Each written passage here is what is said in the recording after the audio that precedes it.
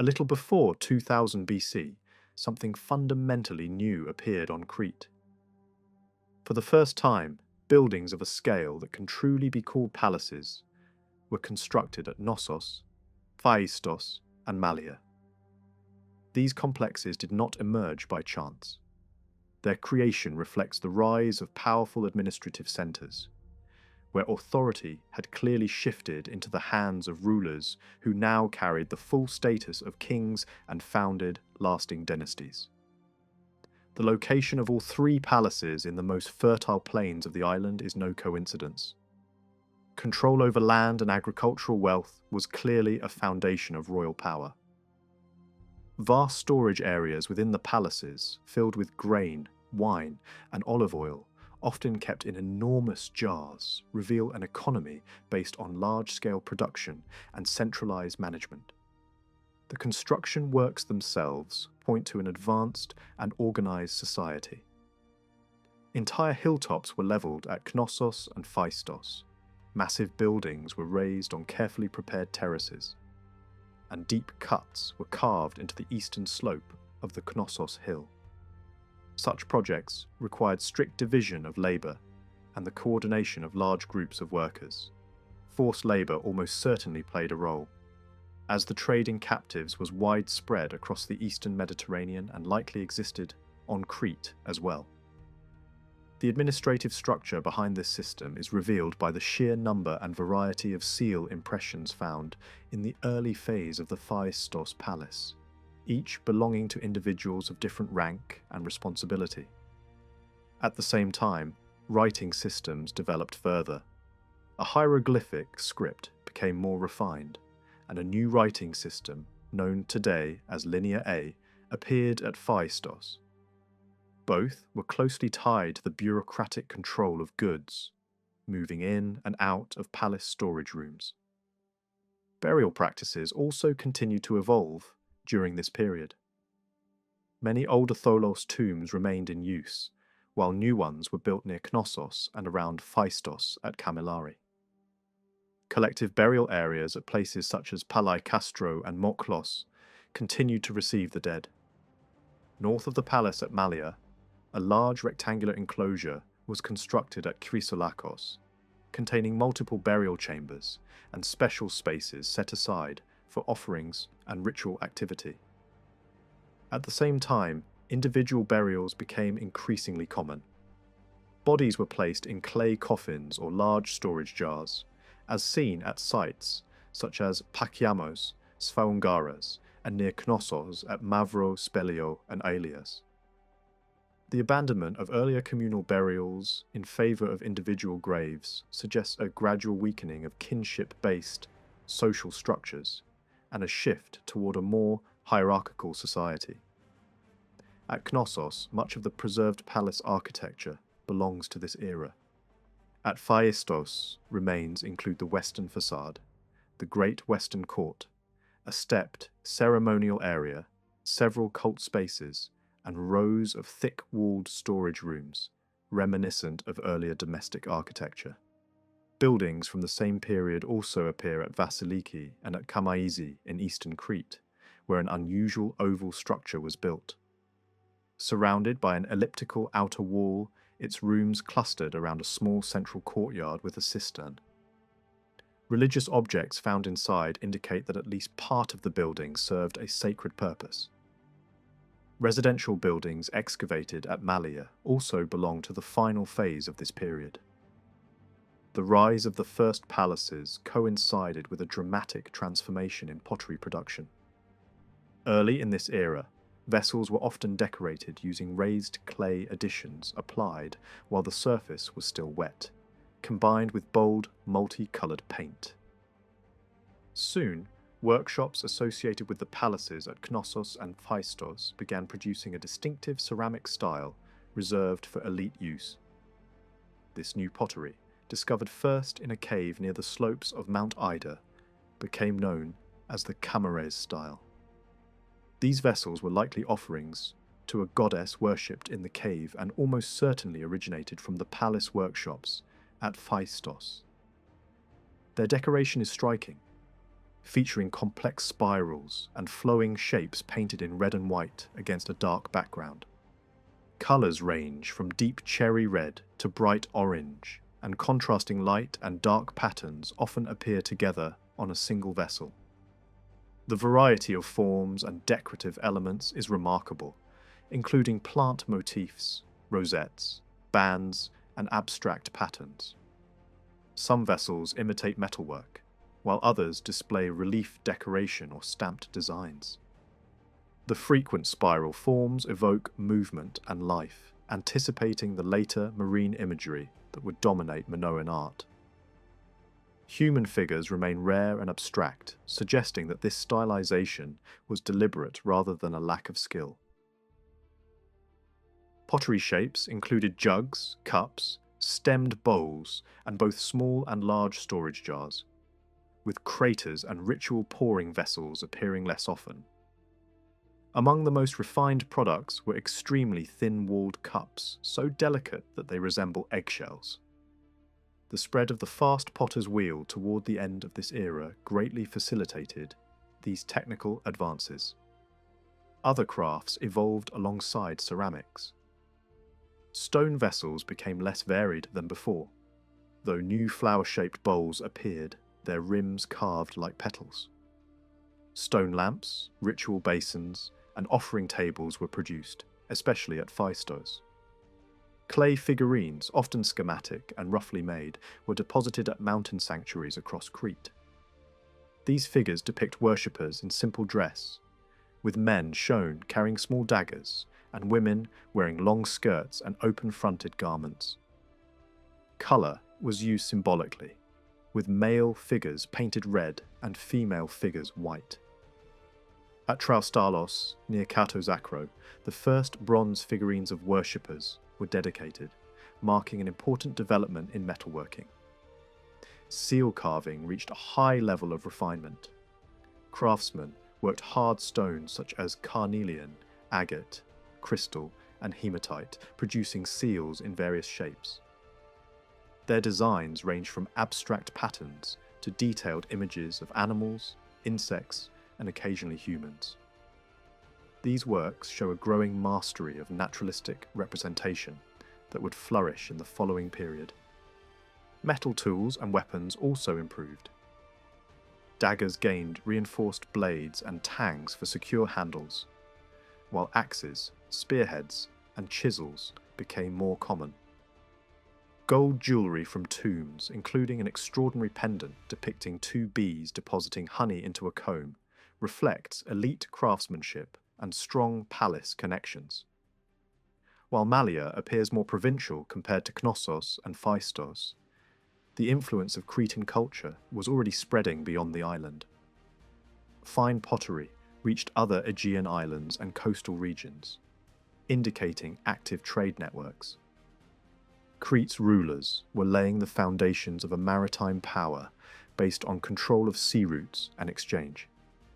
Settlements linked to Cretan trade appeared on islands such as Melos and Aegina, and connections extended to mainland Greece, Egypt, and the eastern Mediterranean. The absence of fortification walls on Crete suggests a long period of internal stability and security. This era stands as a time when centralized authority, artistic innovation, and far-reaching connections reshaped the island and set the stage for the height of Minoan civilization. Across the island, the power centered on Knossos seems to have been widely acknowledged. The idea is hard to avoid. The ruler at Knossos stood above the other palace centers, not simply as one king among equals, but as the figure whose authority set the tone for the entire system. Some later traditions even imagined the great palace sites as something more than local royal residences, picturing them almost like official seats used in turn by a wider royal order. Whether or not that picture is literal, it reflects a real impression left by the evidence. Knossos projected an influence that felt island-wide. Then, around 1700 BC, a sudden disaster struck. The earlier palace world collapsed in a violent moment. The most likely cause was a major earthquake, part of a wider chain of seismic destruction that appears to have shaken settlements across a vast zone stretching from the Aegean into the eastern Mediterranean. The shock was severe, but it did not end the story. Instead, the rebuilding began almost immediately. Knossos, Phaistos, and Malea were raised again, and the culture entered its most brilliant phase. Ruins were cleared, damaged ground was levelled, and in some places thick layers of packed lime and brick fragments were laid down to stabilise and reshape the surfaces. What visitors think of as the Grand Palace layouts belong mainly to this rebuilt era, when the architecture became more ambitious, more theatrical, and far more complex than before. The new palaces were designed to impress and to function. Monumental entrances guided movement into controlled spaces. Porticos and formal facades created a sense of ceremony.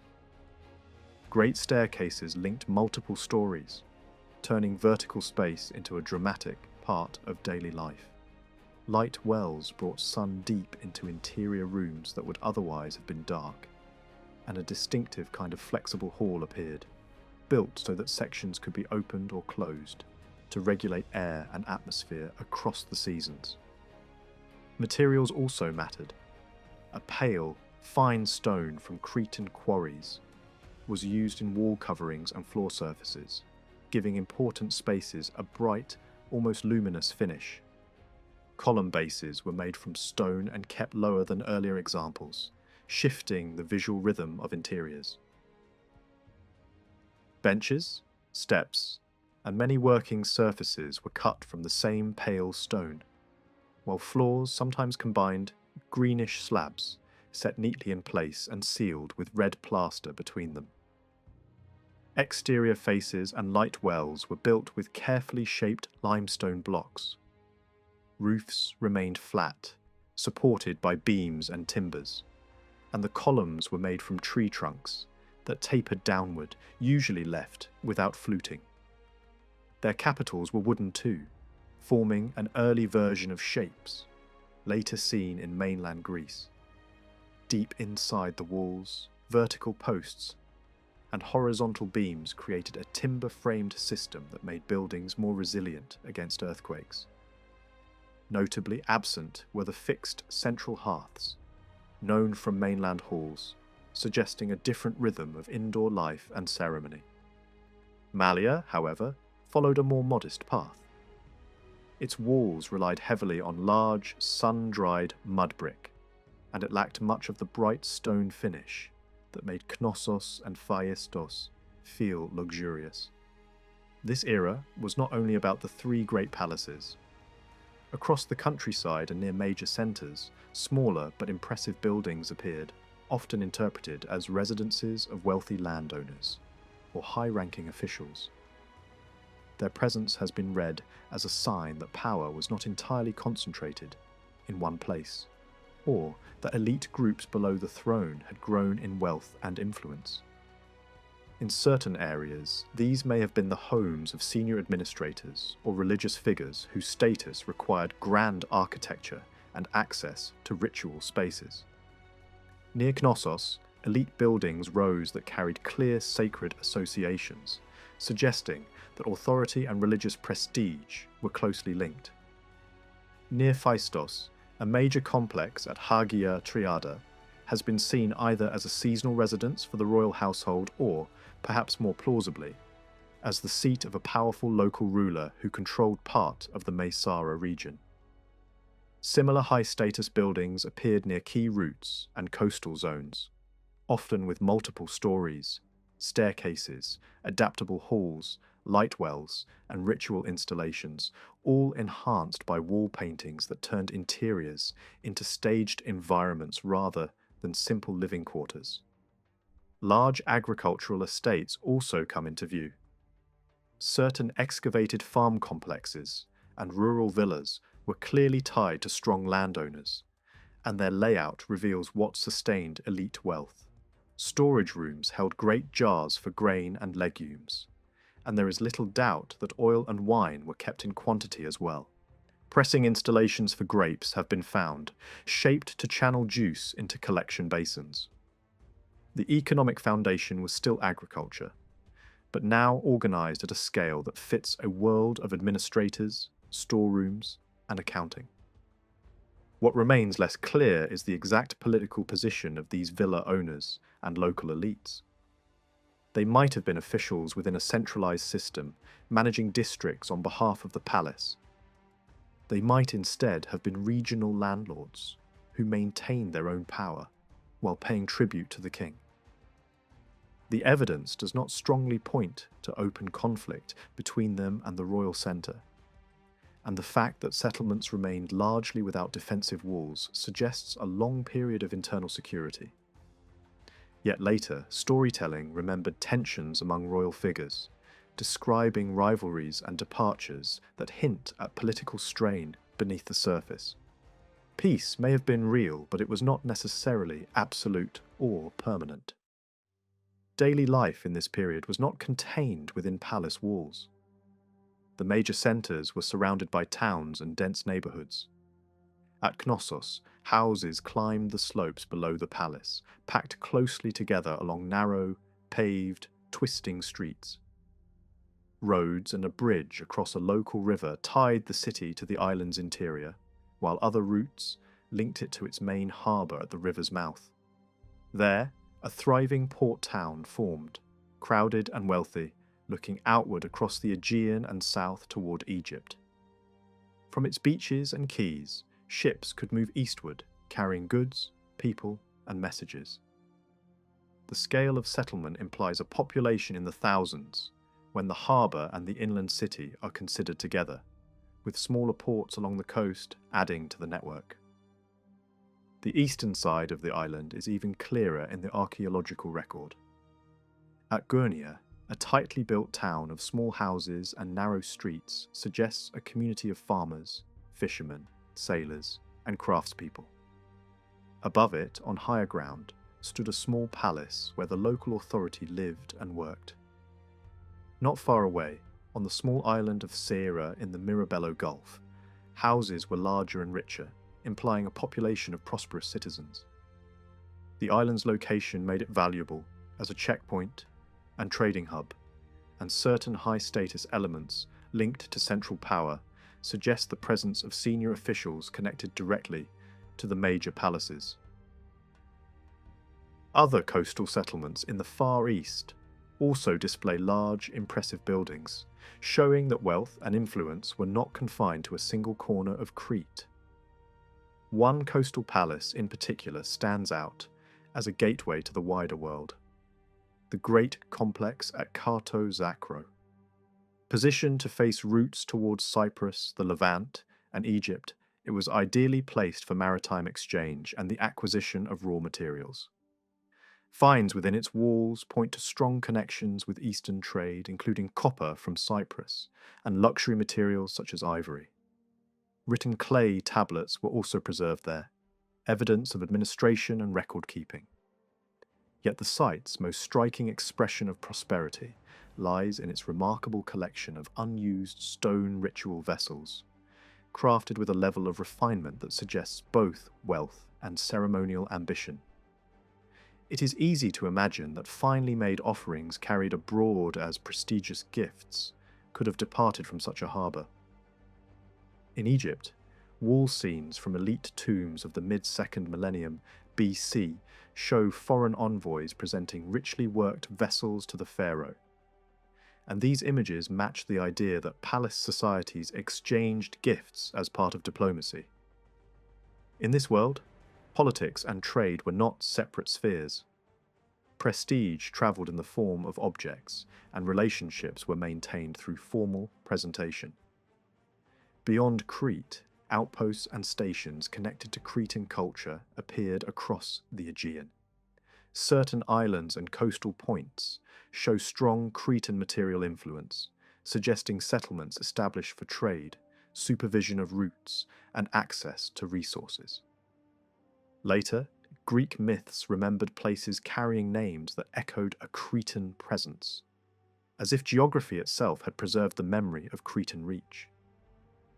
Modern scholarship is more cautious about imagining a hard imperial control over the mainland, and the idea of an overwhelming sea empire is often treated as exaggerated.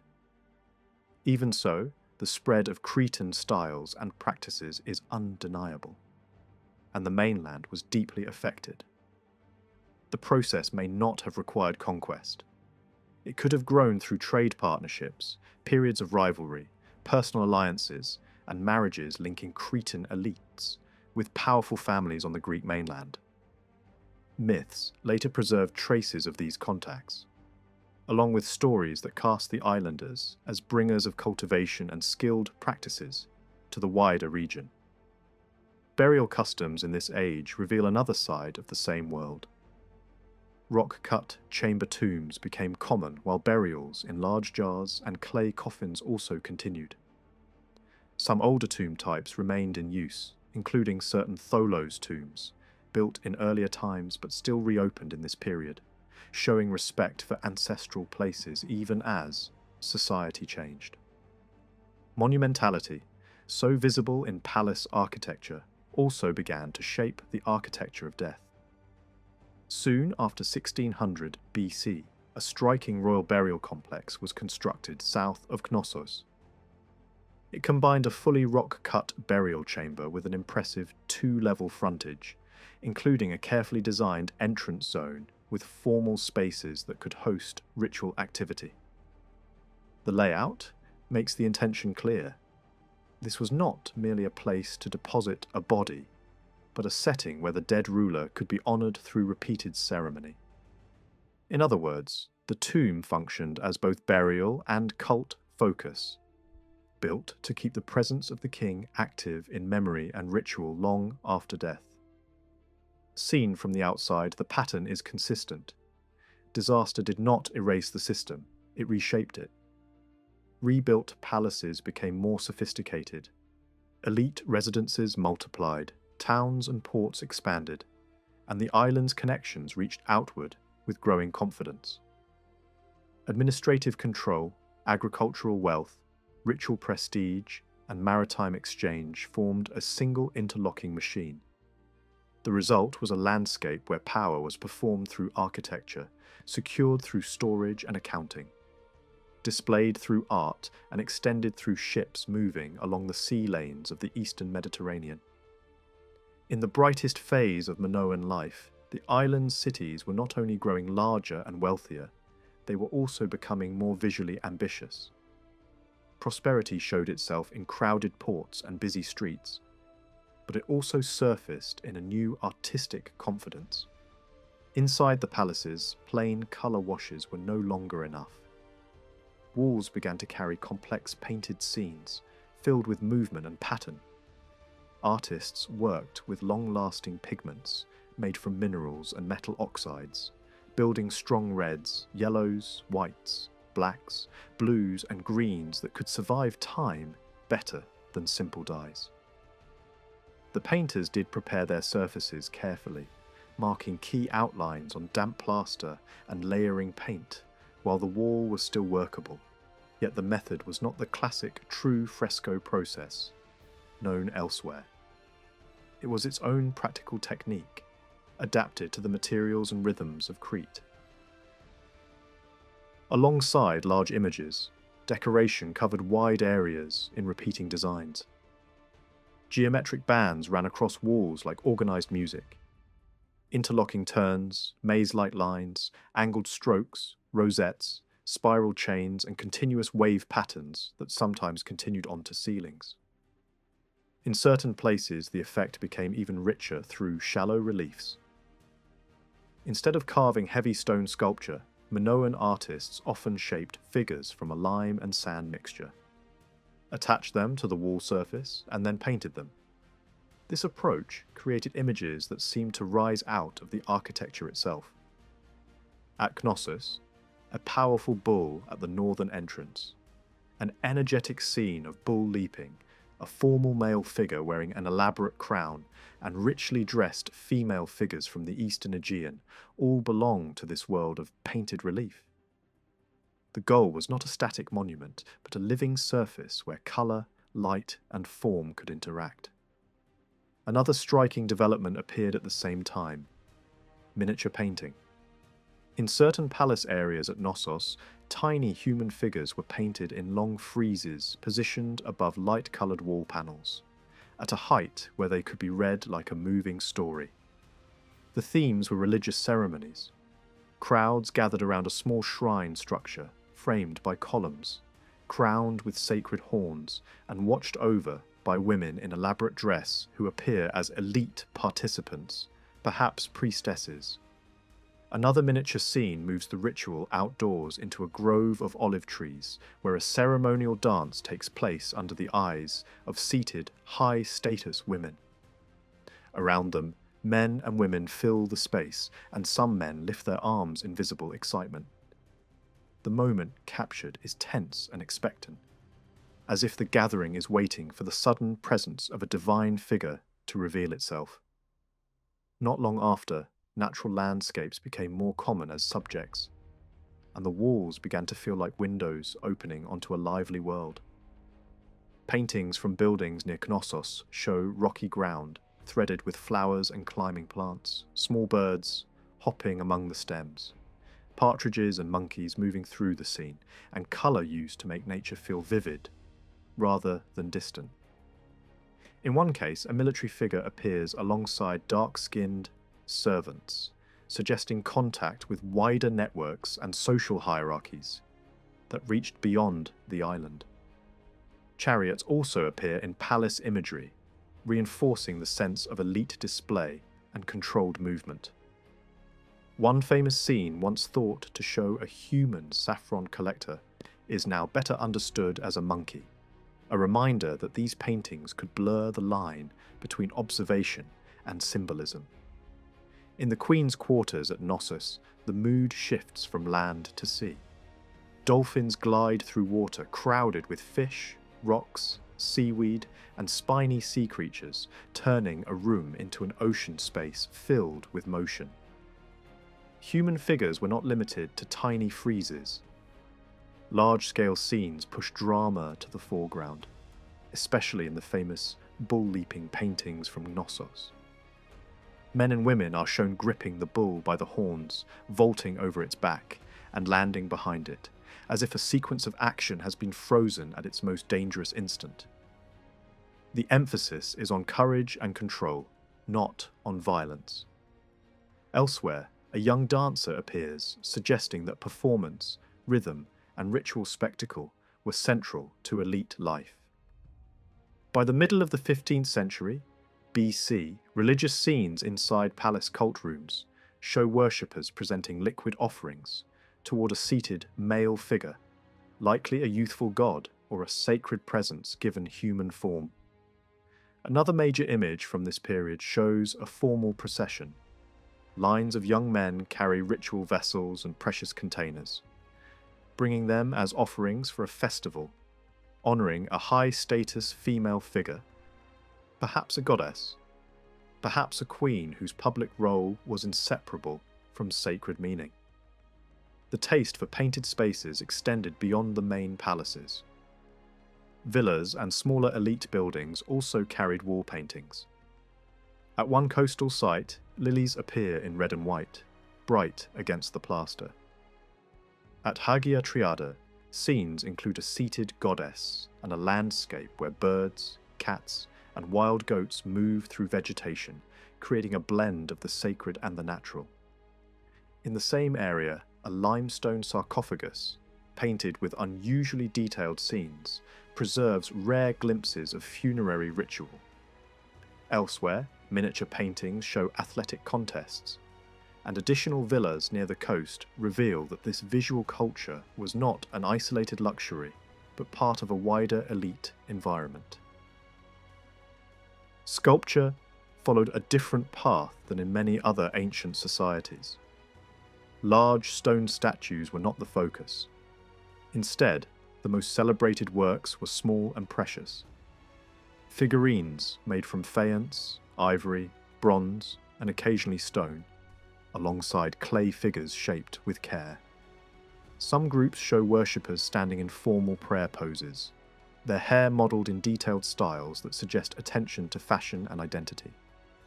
Bronze worshipper figurines are known from multiple sanctuaries and sacred caves, often found together with small animal figures, especially bulls, and more rarely goats or horses.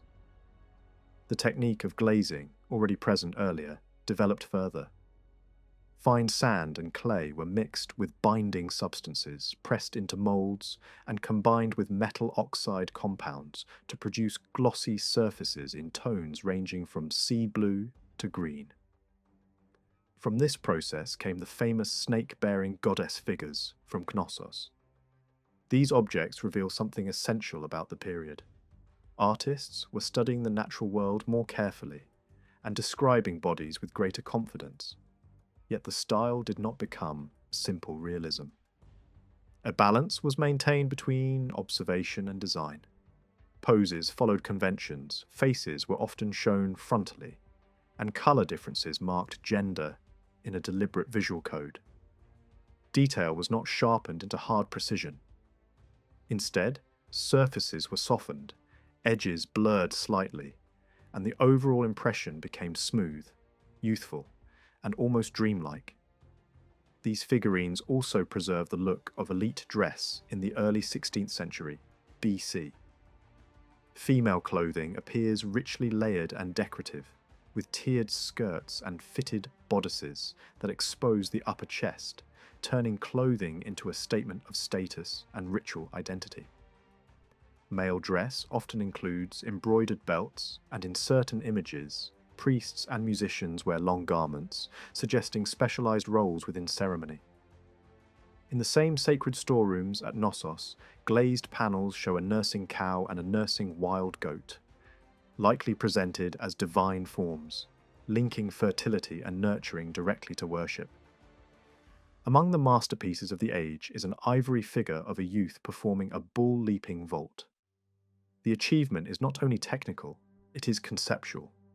A body is captured as if suspended in air, an early attempt to show true motion inside space rather than a pose held on the ground. Other ivory works include a small container decorated with a bull grappling scene and child figures from eastern Crete. A few ivory figurines preserved in foreign museums have parts covered with gold, including one that resembles a snake-bearing goddess and another that looks like a bull leaper, though their authenticity is questioned because they were not recovered through controlled excavation. Stone ritual vessels reached an extraordinary level of craftsmanship in this era. Some were carved as animal heads. A famous bullhead vessel from a palace building at Knossos uses crystal for the eyes and shell for the muzzle, creating a lifelike intensity that would have caught torchlight dramatically. Similar, smaller examples appear at Zakro, and another striking piece is a lioness head carved from pale stone. Clay versions exist too, shaped as bullheads or even full bulls, showing how important the animal remained in ritual imagination. At Hagia Triada, several carved stone vessels carry scenes in relief that open a rare window into ceremony and public life. One conical vessel shows athletic displays, including bull leaping and boxing, with figures caught mid-action, their legs lifted and bodies twisted in ways that emphasize speed and impact. The energy is the opposite of still, formal court art in other regions. Another vessel, shaped like an ostrich egg, presents a harvest procession linked to seasonal ritual. A richly dressed leader, likely an elite figure with religious authority, moves at the head of a group of men carrying three-pronged tools associated with harvesting. Musicians accompany the march, singing to a metal instrument whose sound would have cut through outdoor space. Small details make the scene feel human. One man stumbles and another immediately turns his head toward him, as if the artist wanted to capture the exact second when movement becomes story. A third vessel shows a young ruler standing before a building while a soldier, armed with a sword, presents animal hides, probably from sacrificed bulls, turning the image into a compressed statement of power, ritual, and controlled violence. Zacro produced another remarkable carved vessel, a three-part shrine set in rocky terrain, altars before it, wild goats lying on the roof or running nearby, sacred horns rising at the edges, and birds hovering or perching as if the place is alive with signs. The surface shows traces of gold covering, suggesting that some vessels may have been partially gilded to intensify their presence in ritual light. Many other stone containers existed in a wide range of forms, including amphoras, bowls, cups, small storage jars, and complex pouring stands with multiple spouts. They were carved from different stones, from common limestone to dark green varieties and reddish material, and in rare cases from volcanic glass or clear crystal, decorated with inlaid detail.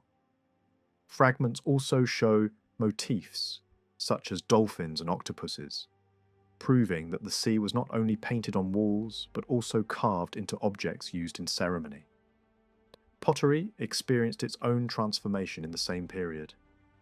The overall tendency of Minoan culture toward rapid refinement is visible in ceramics too.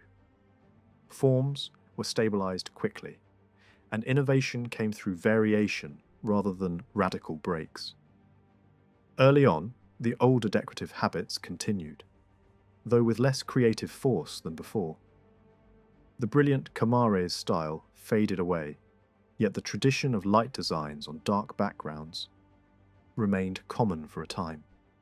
Red and white patterns were painted over dark surfaces with spirals, bands, and dots as dominant motifs, sometimes combined with raised relief elements. Many vessels became slimmer and more elegant, while large storage jars carried wavy relief cords and medallion-like forms pressed or modelled into the surface. New shapes also became standard, including a distinctive jar with a false spout and two side handles designed for storing and pouring valuable liquids. Gradually, white paint retreated into secondary details, reduced to lines and dots, then disappeared as a new approach took over. Dark motifs painted onto lighter, creamy surfaces. The base colour could shift from pale yellow to brownish tones, and even deep red, depending on firing. Traditional geometric spirals and garlands did not vanish at once, but their dominance weakened. In their place, plant and sea life rose to the forefront. Out of this shift emerged two major decorative directions. One emphasized vegetation. Lilies, delicate branching stems with paired leaves, and later the tall forms of papyrus, reflecting contact with Egyptian taste. Some of the earliest and finest examples of this floral approach come from Knossos, where lily designs echo the same flowers seen in wall paintings, suggesting a shared visual language across different media. Other notable pieces were produced across several sites, and one especially celebrated vessel from Phaistos covers its entire surface with fine, overlapping leafed branches, turning the pot into a dense garden of rhythm and repetition. The second direction focused on the sea and eventually became one of the most recognizable signatures of later Minoan art. Vessels were decorated with octopuses, nautilus shells, triton horns, starfish, rocks, and seaweed. An octopus might spread its arms across a rounded jar so that the tentacles wrap around the vessel's body, perfectly suited to curved surfaces. The design feels playful, yet controlled, with limbs that seem to move while still obeying the shape of the pot. It is an art of surfaces that suggests living motion without needing to explain it. Human figures, by contrast, remained rare in pottery painting, and appear more often in relief on stone or ivory objects. Alongside these styles, many ritual containers carried symbols tied to cult life, including bullheads, double axes, and sacred knots, repeating the same set of signs across wall, vessel, and figurine. Metalwork rose to its highest level during the age of the new palaces, matching the confidence seen in architecture and painting. large bronze cauldrons have been recovered at Knossos, built as hemispherical vessels whose parts were joined by rivets, rather than cast as a single piece. Many other bronze containers appear across the island, often shaped by hammering from the reverse side to create raised decoration. Jugs, basins, tripods, pouring vessels, and amphora-like forms turn up again and again, especially in houses at Knossos, in burials at Malea, and in settlements of eastern Crete. Knossos also produced a notable group of silver vessels and a single-handled gold cup from a tomb at Hagios Iohannis points to luxury items moving through elite circles as personal property, gifts, or ceremonial display. Tools and implements in bronze show the same widening range. Double axes appear in ordinary domestic contexts and also in sacred deposits, alongside single-bladed axes, adzes, hammers, knives, and saws, some large enough to suggest serious timber work, rather than delicate craft. Fishing gear appears as well, including hooks. The most striking change is the emergence of swords as a standard weapon type. Some are exceptionally long, reaching roughly a metre in blade length without counting the hilt. A typical New Palace sword form includes horn-like projections near the handle that function as guards, shaping the grip and protecting the hand. Malea produced two particularly impressive examples, one with a crystal pommel, another with a gold roundel on the hilt, carrying an embossed image of an acrobat. The scene suggests a dangerous display, as if the performer is balancing or vaulting above a point, turning the sword itself into an object that carries performance imagery as part of its identity. Gold jewellery also becomes more varied and abundant in the record. Earrings shaped like bull heads appear, along with beads used for necklaces, seal rings decorated with sacred scenes, small animal figures, and protective charms. Such pieces are not only ornaments, they also communicate rank, religious affiliation, and access to workshop networks capable of working precious materials at a high level. Seal carving reached a similar peak. Hard and semi-precious stones were shaped into almond-like and lens-like seals, cut from materials such as carnelian, onyx, sardonyx, agate, jade, hematite, crystal, amethyst, and chalcedony. The themes tend to be drawn from nature: fish, octopus, birds, branches, bulls, lions tearing down bulls, and wild goats. Many scenes are arranged symmetrically, as if the design is meant to feel balanced, even when it shows violence or motion. Religious imagery appears too, including ritual ceremonies, bull leaping, sacred structures, and libation vessels. A more exotic strand is also present. Hybrid creatures and frightening masked figures appear on seals, especially those associated with Zacro. Similar designs are known from impressions found on clay at sites such as Hagia Triada, Knossos, Sclavocampos, and Gurnia. Some seals even preserve the earliest images of fast, two-wheeled chariots drawn by horses. The chariot and the prestige animal that powered it likely entered the Aegean from Egypt, where it had arrived through contacts connected to Western Asia. In these seal scenes, Minoan artists show their strongest ability to combine motifs into a single picture. Elements are not merely lined up as separate symbols. They are arranged to form one integrated field, even when the narrative logic is not the main concern. The result is a design language that favours unity and visual impact over strict storytelling, a habit that runs through the culture's wider artistic output. Then, the story takes a sudden turn. In the first half of the 15th century BC, at the very moment this cultural peak had been reached, a disaster struck without warning. Major centres across Crete were shattered. Phaistos, Hagia Triada, Malea, the important buildings at Knossos, and estates and towns such as Vathipetro, Niru, and Amnisos suffered destruction. Eastern sites also collapsed, including Gurnia, Psaira, Palaikstra, and Zakra. Knossos itself was damaged as well, and fires appear to have accompanied parts of the catastrophe. The leading explanation ties this wave of ruin to the great eruption of the volcano on Thera. Such an event would not have been a single blow. It could have unfolded as a chain. Earthquakes first, then additional shocks, and finally a sea surge powerful enough to batter the north coast of Crete, disrupting harbours and scattering fleets. The connection between the eruption and widespread destruction is strengthened by the fact that later episodes of volcanic activity in the region have been followed by earthquakes and coastal flooding, though on a smaller scale. For a long time, many assumed that the final destruction of Knossos happened at the same time as the destruction that swept the rest of the island. The puzzle was pottery. The destruction layer at Knossos contained a different ceramic style than the layers found at other ruined centres, where late decorative traditions continued in recognisable forms.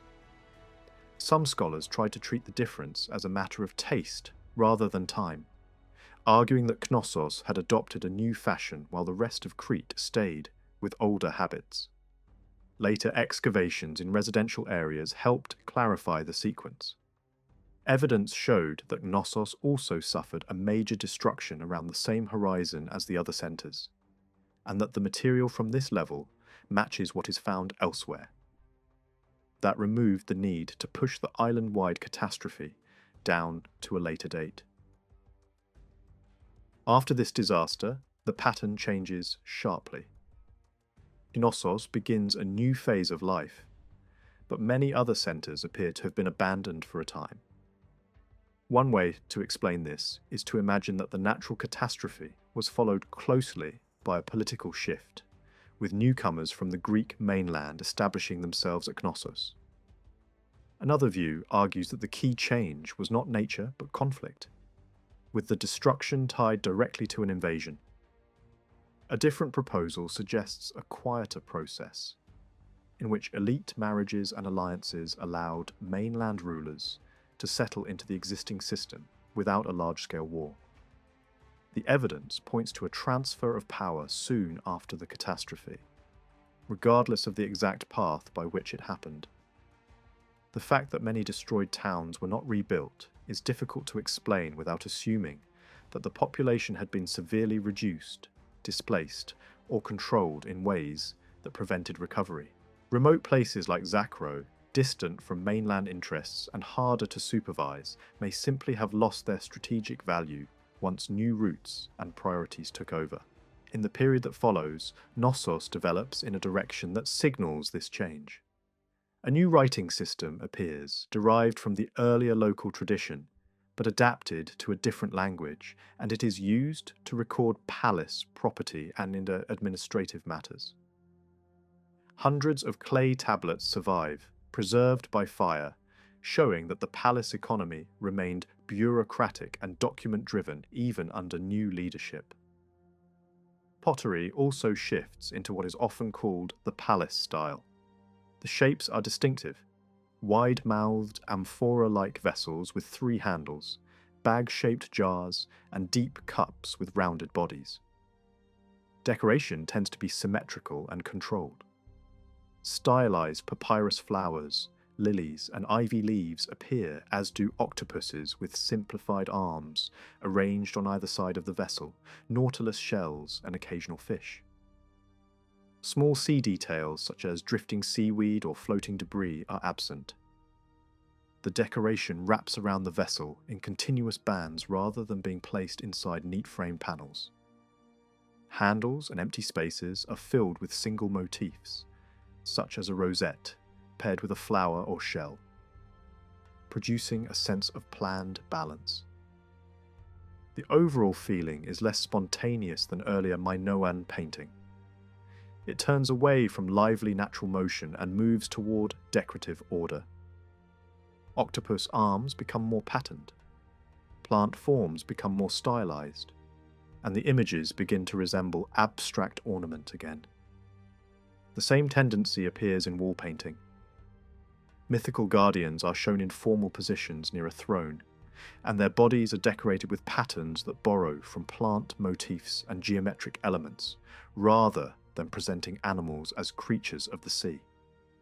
In the same period, painters imitate the look of veined stone panels using paint, turning architectural surfaces into controlled visual illusions.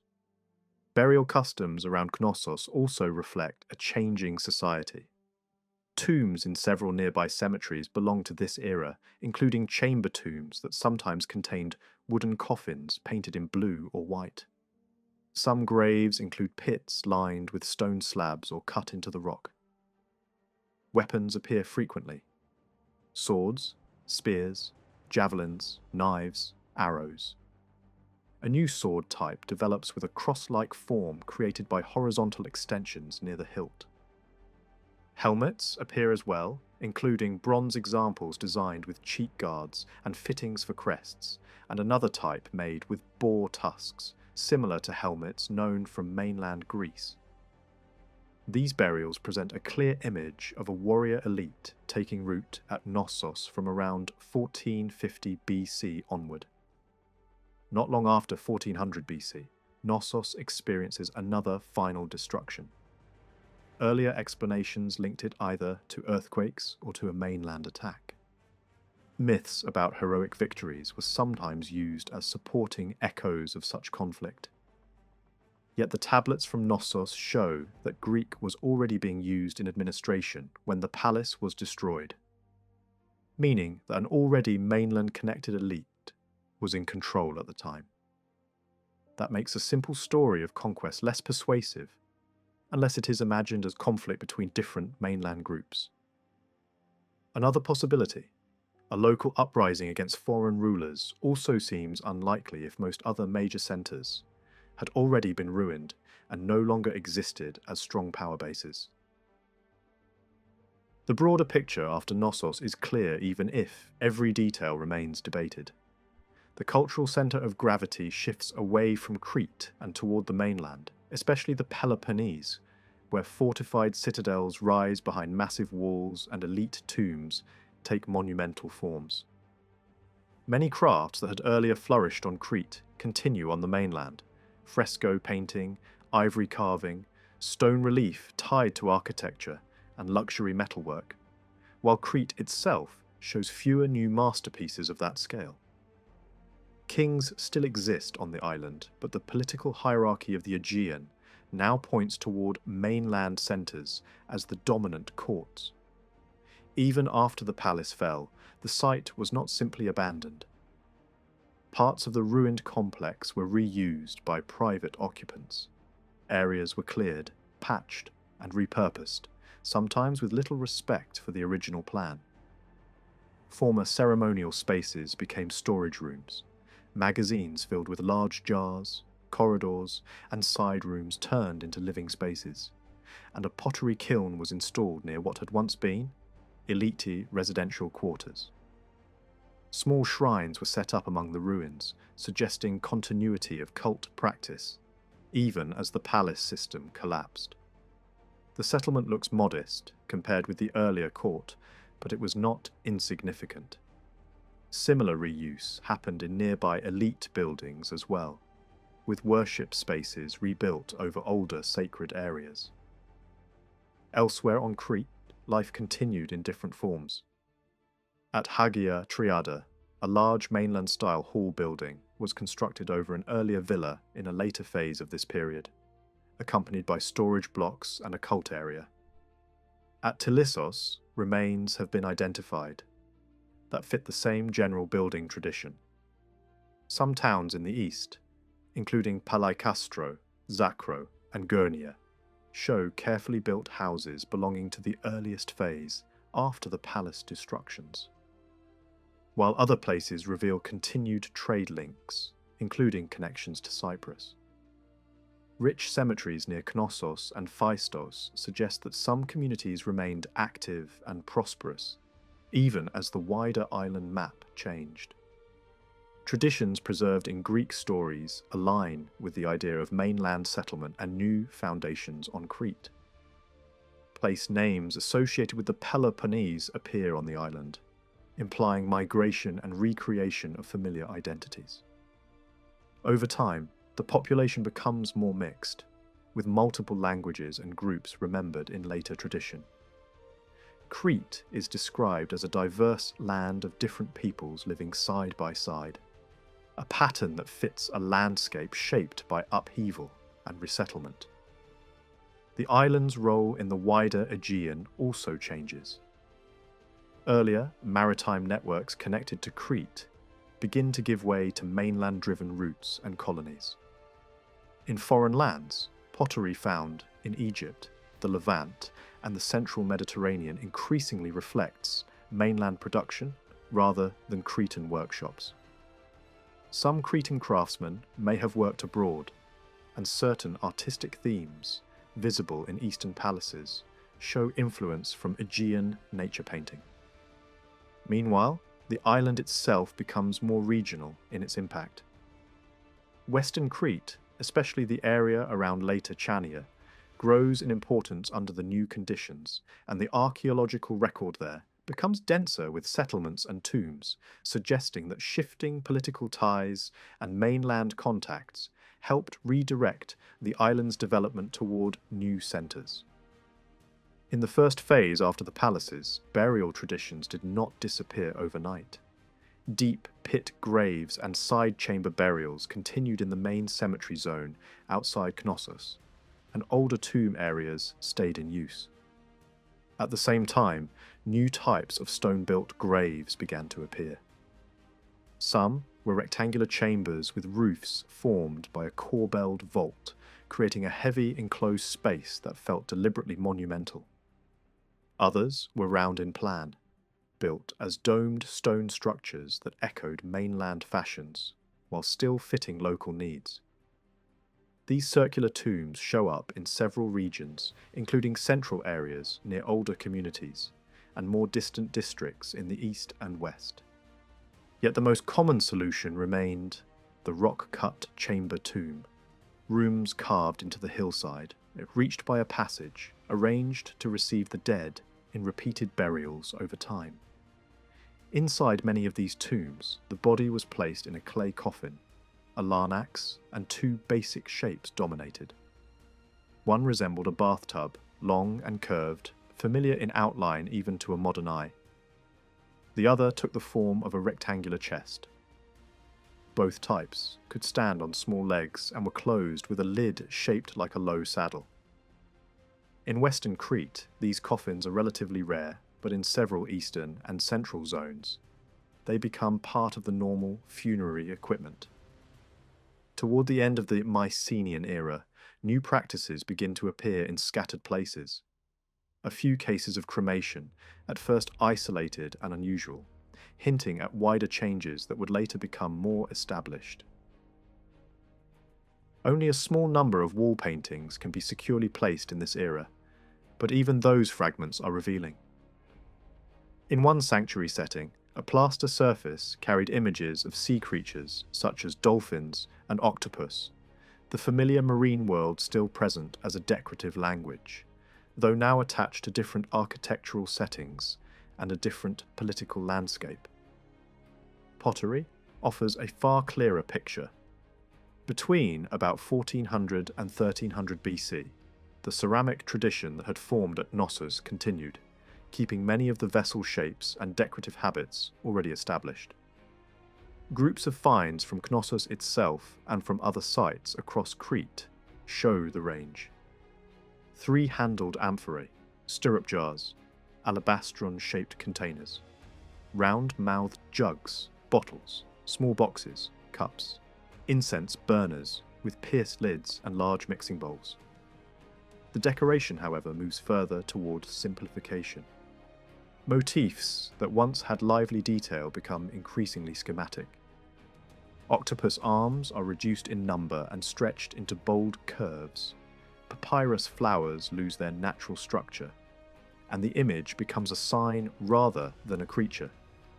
Birds, especially long-beaked water birds, appear more often alongside fish, turning the surface into a repeating set of recognizable symbols.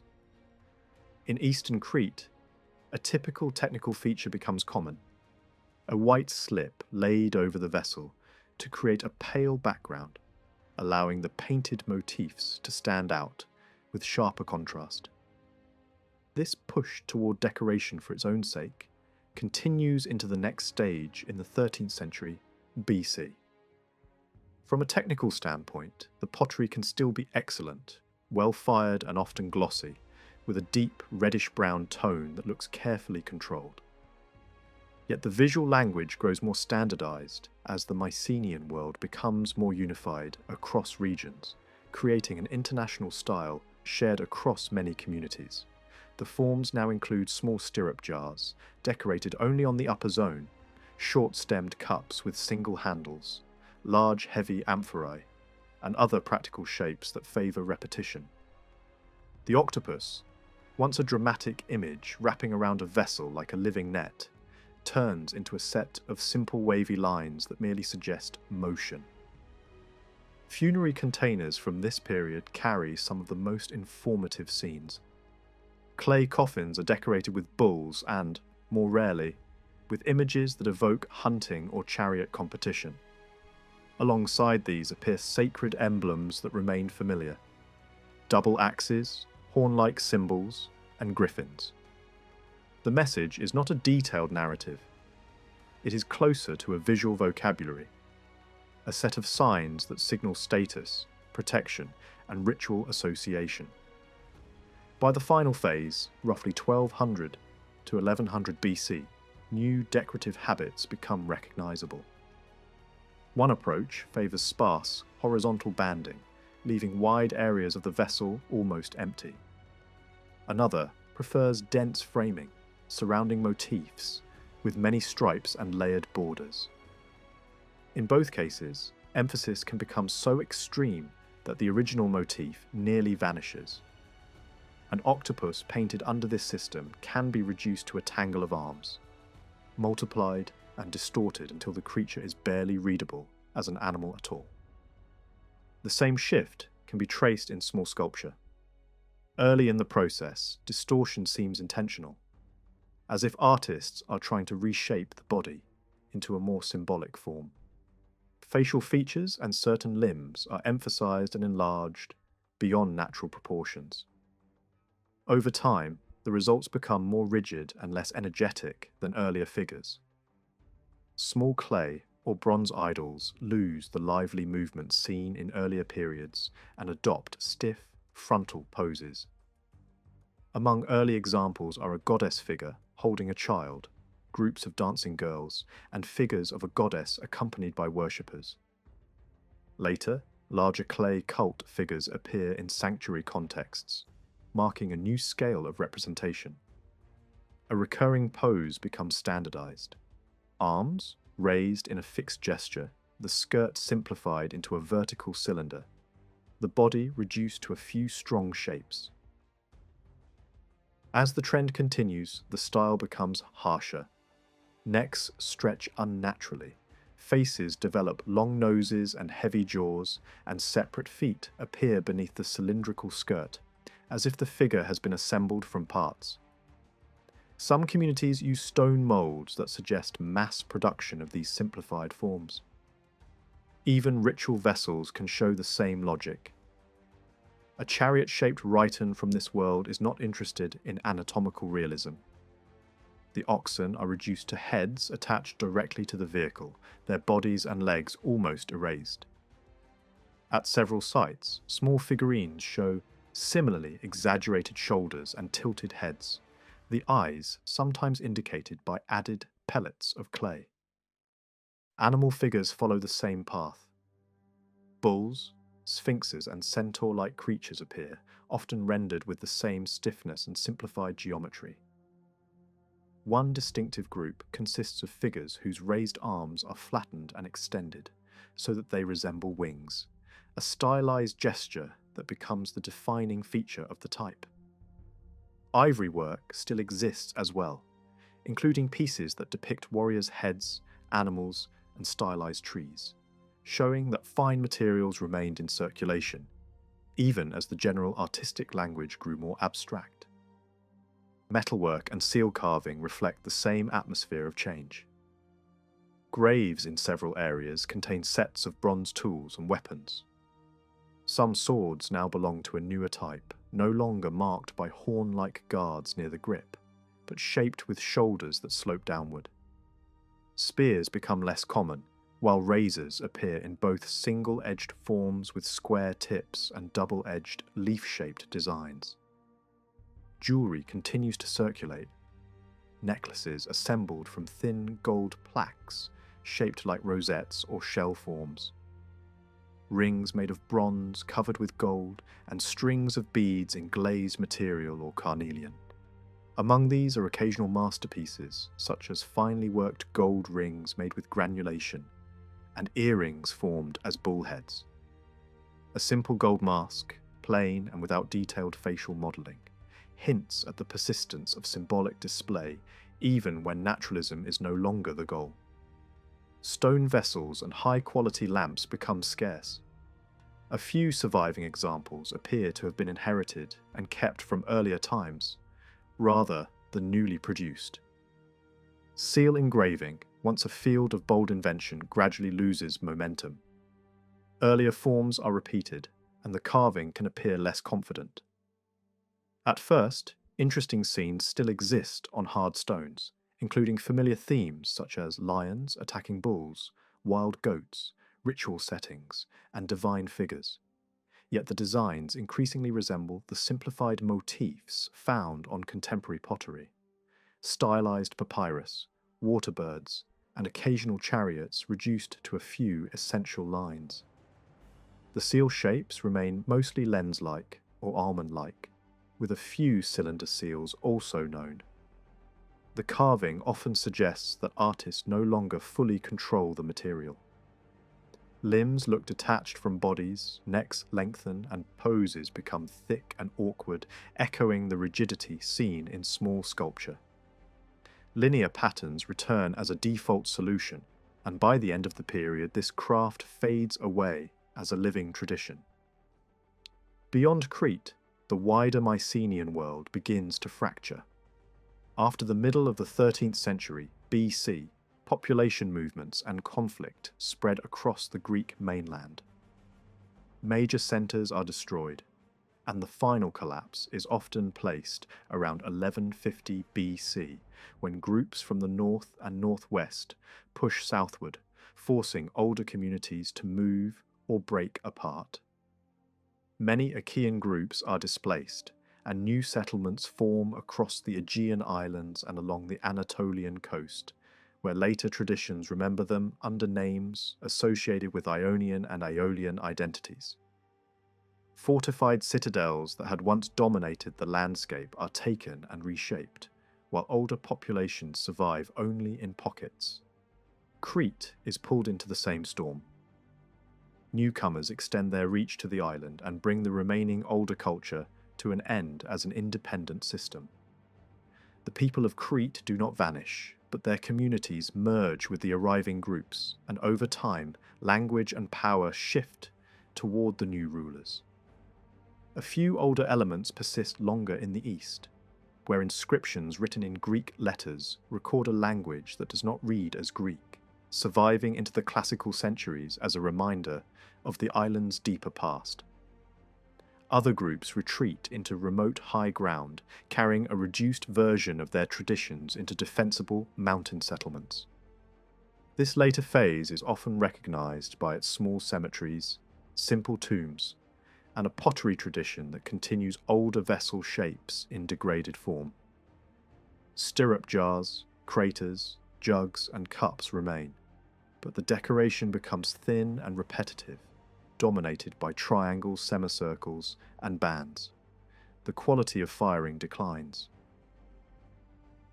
Clothing fasteners become more common, showing practical changes in dress, and iron begins to spread as the preferred metal for tools and weapons.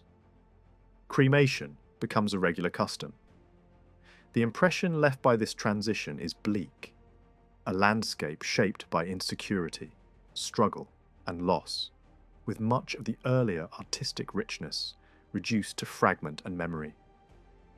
Yet the same upheaval lays the groundwork for new social forms. A disciplined warrior culture takes shape, and later, political communities rise out of the ruins. Through all these transformations, one image continues to hover in the background like a long echo. The idea of an older age on Crete, remembered as peaceful, wise, and wealthy, ruled by a legendary king whose name becomes a symbol for a vanished world. And as the narrative shifts again, attention turns from collapse and survival to belief itself, to the religious imagination that once gave meaning to the cycles of nature. In early agrarian societies, the changing seasons were not a background detail. They were the central drama. Each year, plants appeared to die and return, and that repeating pattern could feel like a mystery that controlled human fate. Anxiety gathered around the question of whether growth would come back after winter, whether seed would return as harvest, whether life could truly renew itself. Relief at the turning of the season could feel like salvation. Out of that experience grew a common religious pattern. The cycle of vegetation becomes a divine story. A youthful, divine figure embodies the plant world, dying and returning in rhythm with the year. Alongside this figure stands a powerful mother goddess, a source of fertility and creative force, sometimes imagined as a nurturer who holds the young divine being, sometimes imagined as a great maternal power who guarantees abundance. Rituals centered on union and renewal express this idea in symbolic form, linking divine partnership with the fertility of the earth. Comparable pairings appear across the Eastern Mediterranean and the Near East, suggesting that similar fears and hopes led different societies towards similar sacred narratives. In this religious world, death is not limited to a male, youthful figure. Traditions also point to a young female divine presence who dies and returns, implying that the cycle of loss and renewal could be imagined in multiple forms. Later, Greek religion preserves traces of these older ideas in various names and local cults. Some divine names that do not fit later Greek linguistic patterns survive in inscriptions and stories, hinting at older layers beneath the classical pantheon. The goddess of this earlier tradition appears in many guises. She can be shown as a mountain mother among lions, as a mistress of animals, as a guardian linked with snakes, as a figure associated with birds, or as a power tied to plants and sleep-bringing seeds. She can also appear armed, carrying shield and sword, and in other images she is linked to the sea, moving in a ship like a ruler of the coastline. The variety of these images does not necessarily mean a tidy system of separate deities. In a world where religion is guided more by ritual feeling than by strict theological categories, one divine power can have many faces. Symbols carry meaning rather than fixed definitions. Snakes can suggest the underworld or the household boundary between safety and danger. Birds can signal the sky, movement, and epiphany. Plants can express both nourishment and the quiet pull of sleep. Later, Greek goddesses inherit many of these symbols, absorbing older sacred elements into new identities. Anatolia also shows strong parallels, with powerful female divinities whose animals and emblems overlap in striking ways, suggesting long-standing contact and shared religious vocabulary across the Aegean. A youthful male god appears in this world as well, sometimes shown mastering wild animals, sometimes shown with bow, spear, and shield, accompanied by creatures that signal power and protection. Hybrid beings also enter sacred imagery, human-bodied figures with animal heads, fantastical attendants, and mask-like faces. Their origin may lie in rituals where humans wore animal disguises.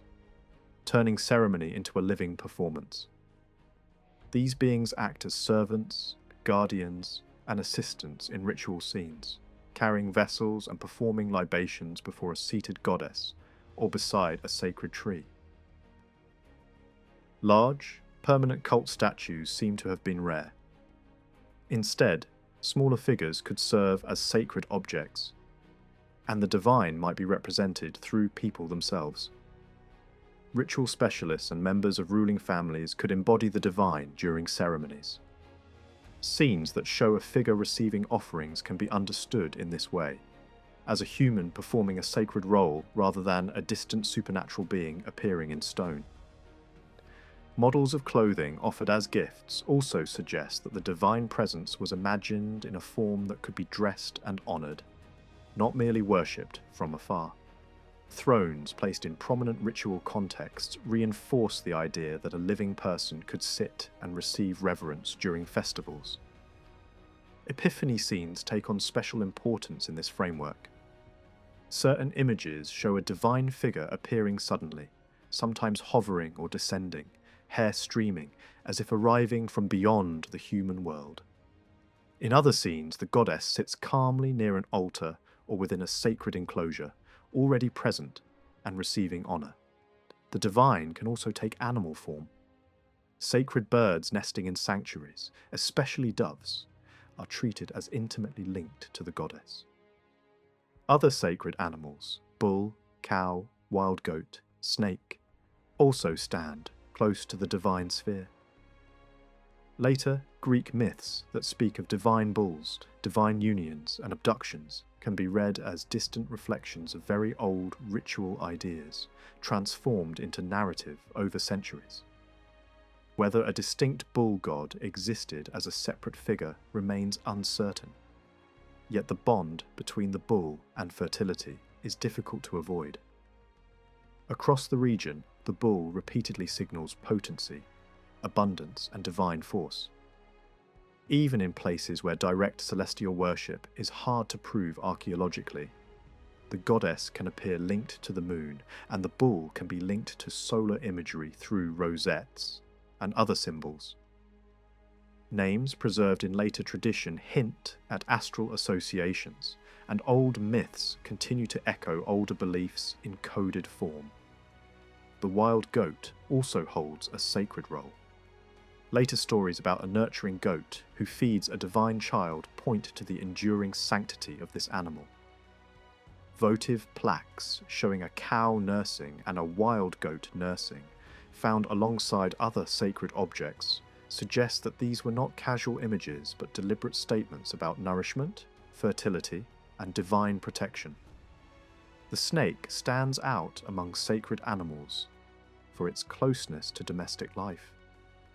It can be understood as a guardian spirit of the household, a benign presence that protects the home and watches over boundaries.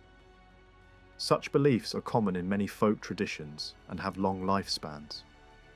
In this light, offerings of sweets or honey to a household spirit make sense, and objects that depict snakes surrounding honeycomb-like forms can be read as material echoes of that practice. At the same time, the snake can also signal the underworld and the world of the dead, linking protection with the deeper, darker side of divine power. Excavation work has made it possible to map Minoan worship far more clearly, and it has also revealed how many different faces the main goddess could take. One discovery stands out immediately. Crete did not build the kind of grand, centralized temple complexes known from parts of the Near East, where a god's house and a powerful priesthood dominated public life. Sacred activity on the island unfolded in places that felt closer to the landscape and closer to daily movement. Rituals gathered in caves, on mountain peaks, and in small shrines tucked into palaces and houses, sometimes so subtly integrated that the boundary between ordinary space and holy space almost disappeared. Many caves functioned as long-lived ceremonial centers. Offerings continued to be placed in some of them, even after the palace era had ended, showing that certain sacred roots and habits outlasted political change. In earlier centuries, people appear to have climbed in procession toward high mountain caves during festival periods, carrying vessels filled with gifts and leaving them behind as offerings. The physical drama of these caves mattered. Stalactites and stalagmites, catching torchlight in a half-dark interior, could turn into more than geology. To an ancient visitor, those shapes could suggest presences, bodies, or beings. In at least one well-known cave associated with childbirth, a pair of large formations was understood as a divine mother and a divine child. A low wall was built to frame that place, turning a natural feature into a focused, sacred image. Over time, the site drew repeated deposits of vessels and offerings, and the tradition remained strong enough to be remembered later in Greek storytelling. Other major caves carried an even heavier ritual imprint. One of the most famous, later linked by Greek tradition to the birth of a youthful god, produced dense clusters of votive material. Bronze figurines show worshippers in a characteristic pose, standing in reverence. Small animal models appear as substitutes for living sacrifice. Weapons, tools, double axes, and other metal gifts were left around altars or pushed into cracks among the cave formations, as if the stone itself were a gateway that could receive offerings. The cave was not simply a shelter or a dramatic room. It acted like a threshold, a place where gifts could be transferred from the human world into a sacred realm. A different sacred cave nearby, discovered in a damaged state because its roof had collapsed in antiquity and it had been looted, still yielded striking evidence. Among the finds were bronze double axes, some bearing inscriptions, tiny gold axes that were clearly symbolic offerings, and several extremely long swords, hammered from bronze. These objects point toward a more aggressive aspect of the divine than the calmer atmosphere suggested by certain childbirth traditions. In this setting, the goddess appears not only as a protector of life and birth, but also as a power associated with force, conflict, and the authority to command violence. Caves were not the only sacred stage. Mountain peaks hosted rituals as well, and the experience of those places explains their appeal. Height created a sense of closeness to the sky. The view extended in every direction. The air was thin, the wind relentless, and the silence broken mainly by birds and wild goats.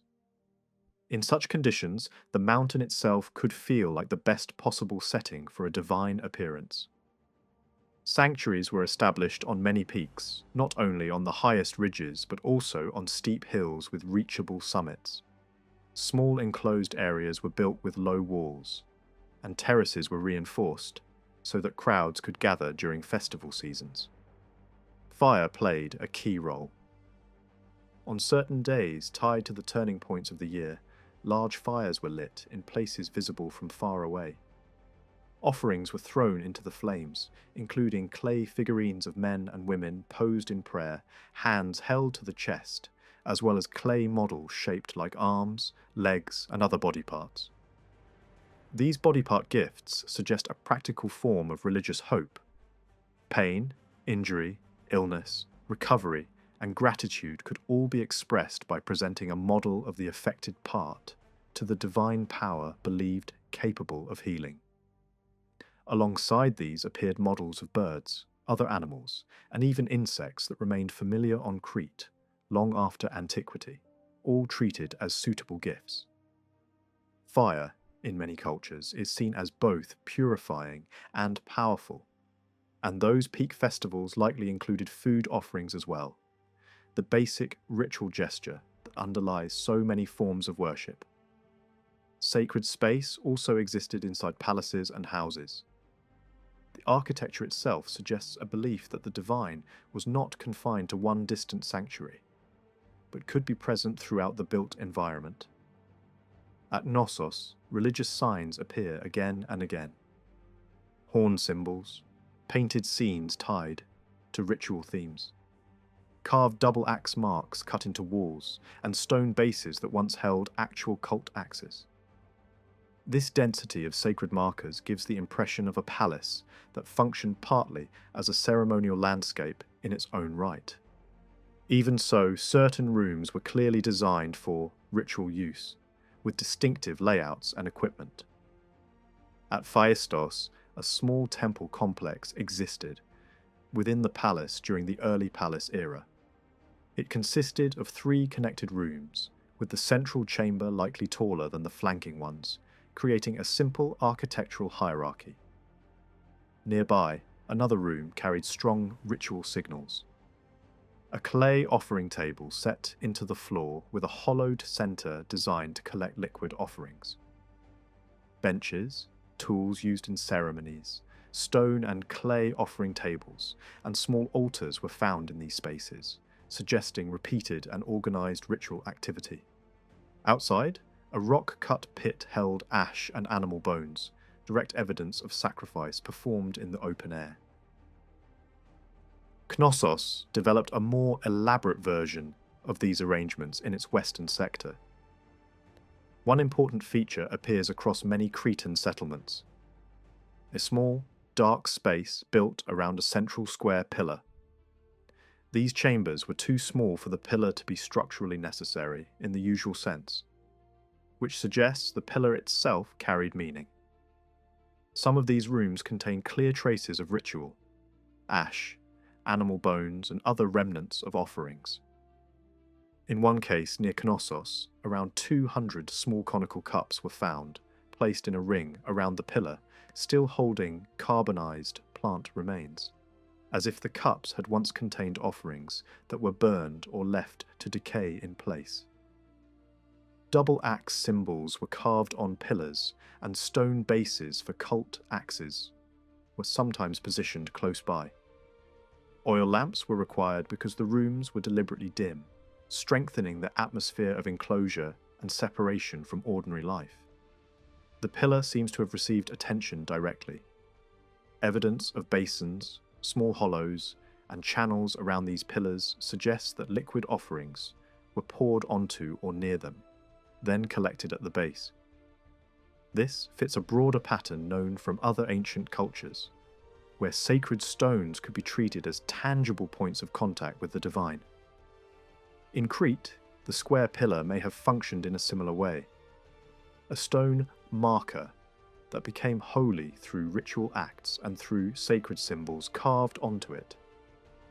Practical explanations cannot be ruled out entirely, since stone pillars can also help stabilize buildings in earthquake zones. Yet the ritual traces indicate that religious meaning was central to their placement and use.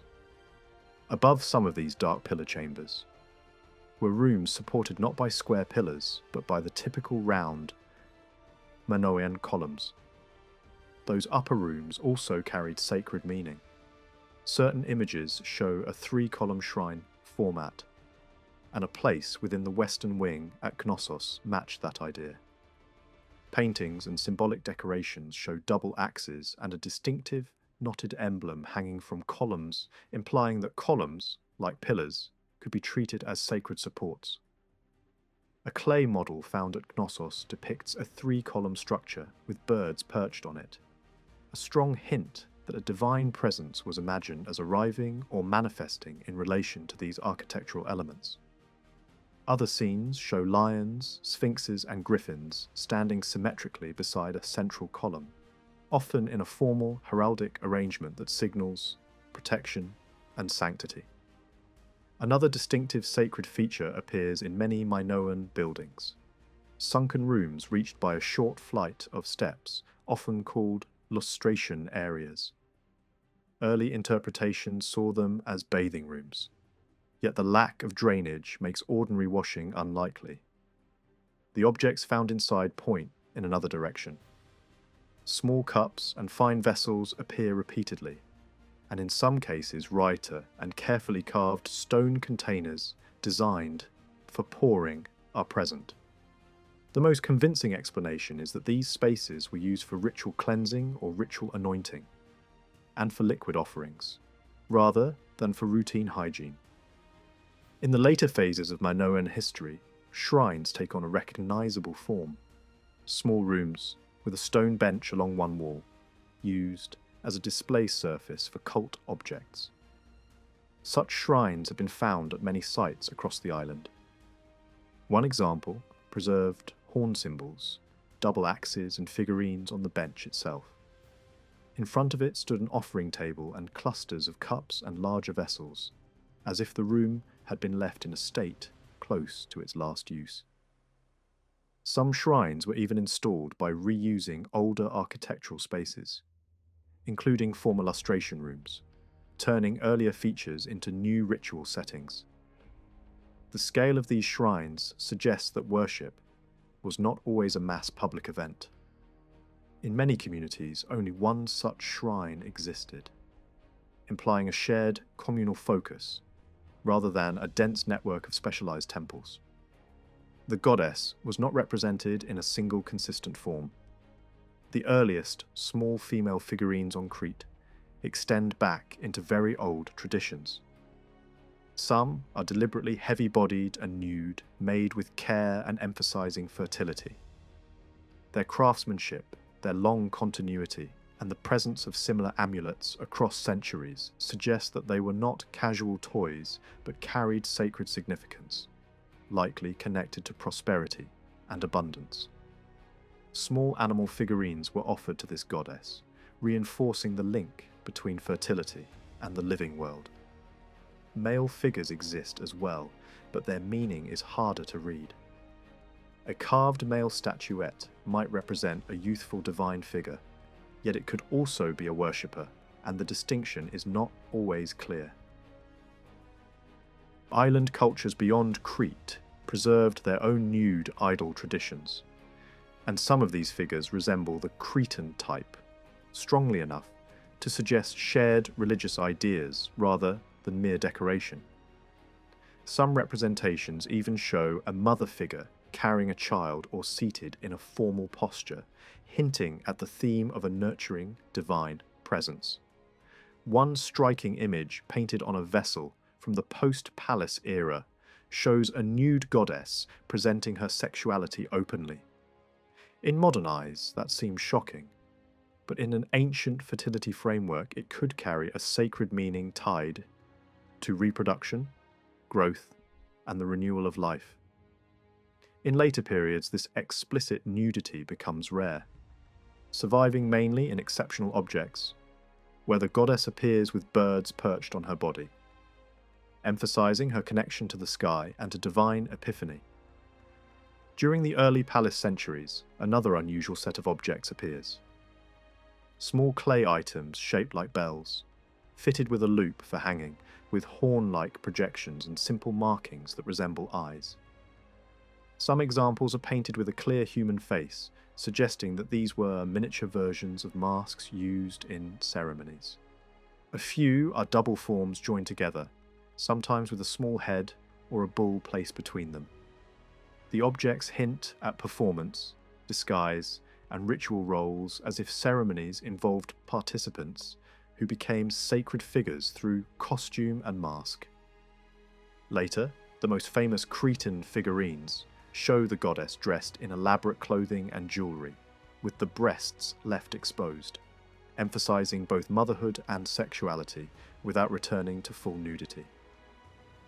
Debate remains over whether such figurines are true cult statues, or depictions of humans acting out the goddess's role in ritual. The impression created by surviving pieces suggests a pair, perhaps a dual aspect such as an older and younger form, or a mother and daughter. Ritual dances associated with snakes may have inspired some of these images, since snakes appear as living symbols in the cult. In later small shrines, the goddess appears in similar fashion, but with a wider range of symbols placed on the head. Birds, horns, poppy capsules, flat discs, and sometimes small snakes rising near the hairline. Finds from several sites show idols wrapped with snakes, or fragments of arms holding weapons, including a sword, with a snake coiling around the limb. Other figurines hold snakes in both hands while a bird presses close to the face, collapsing the idea of separate sky goddess and underworld goddess into a single complex figure. The raised arm pose becomes especially important. Arms lifted upward could signal greeting, blessing, the release of power, or a stylized enactment of divine appearance. The gesture may also echo Eastern religious imagery of figures praying toward higher gods. Yet on Crete, it seems to become a signature stance, repeated until it turns into a standardized sacred posture. Trees held a special place in this religion. Scenes show a sacred tree enclosed by a fence or marked space, with an altar and a double axe nearby, leaving little doubt that certain trees were treated as living sacred centers. Other images show a goddess seated beneath a tree, or a goddess and a tree set together in a ship, as if divine power could travel with its sacred sign. Worshippers appear beside the tree in mixed groups of men and women. Some stand close, some touch branches, some tie ribbons, or hold gestures that express care and attention, and some seem to embrace the tree itself. The scenes range from ecstatic dancing to intense grief, suggesting rituals tied to seasonal change, loss, and renewal, the emotional rhythm of vegetation dying back and returning. Different species may have been sacred, but the olive tree stands out repeatedly. Its ability to survive extreme age, to look almost dead, and then send out new growth, and its central role in daily life could easily make it a natural symbol of endurance and renewal. Sacred architecture and sacred symbols often overlap. The sanctity of columns and pillars may have been understood through the idea of the tree as well, a living vertical axis turned into stone and wood within buildings.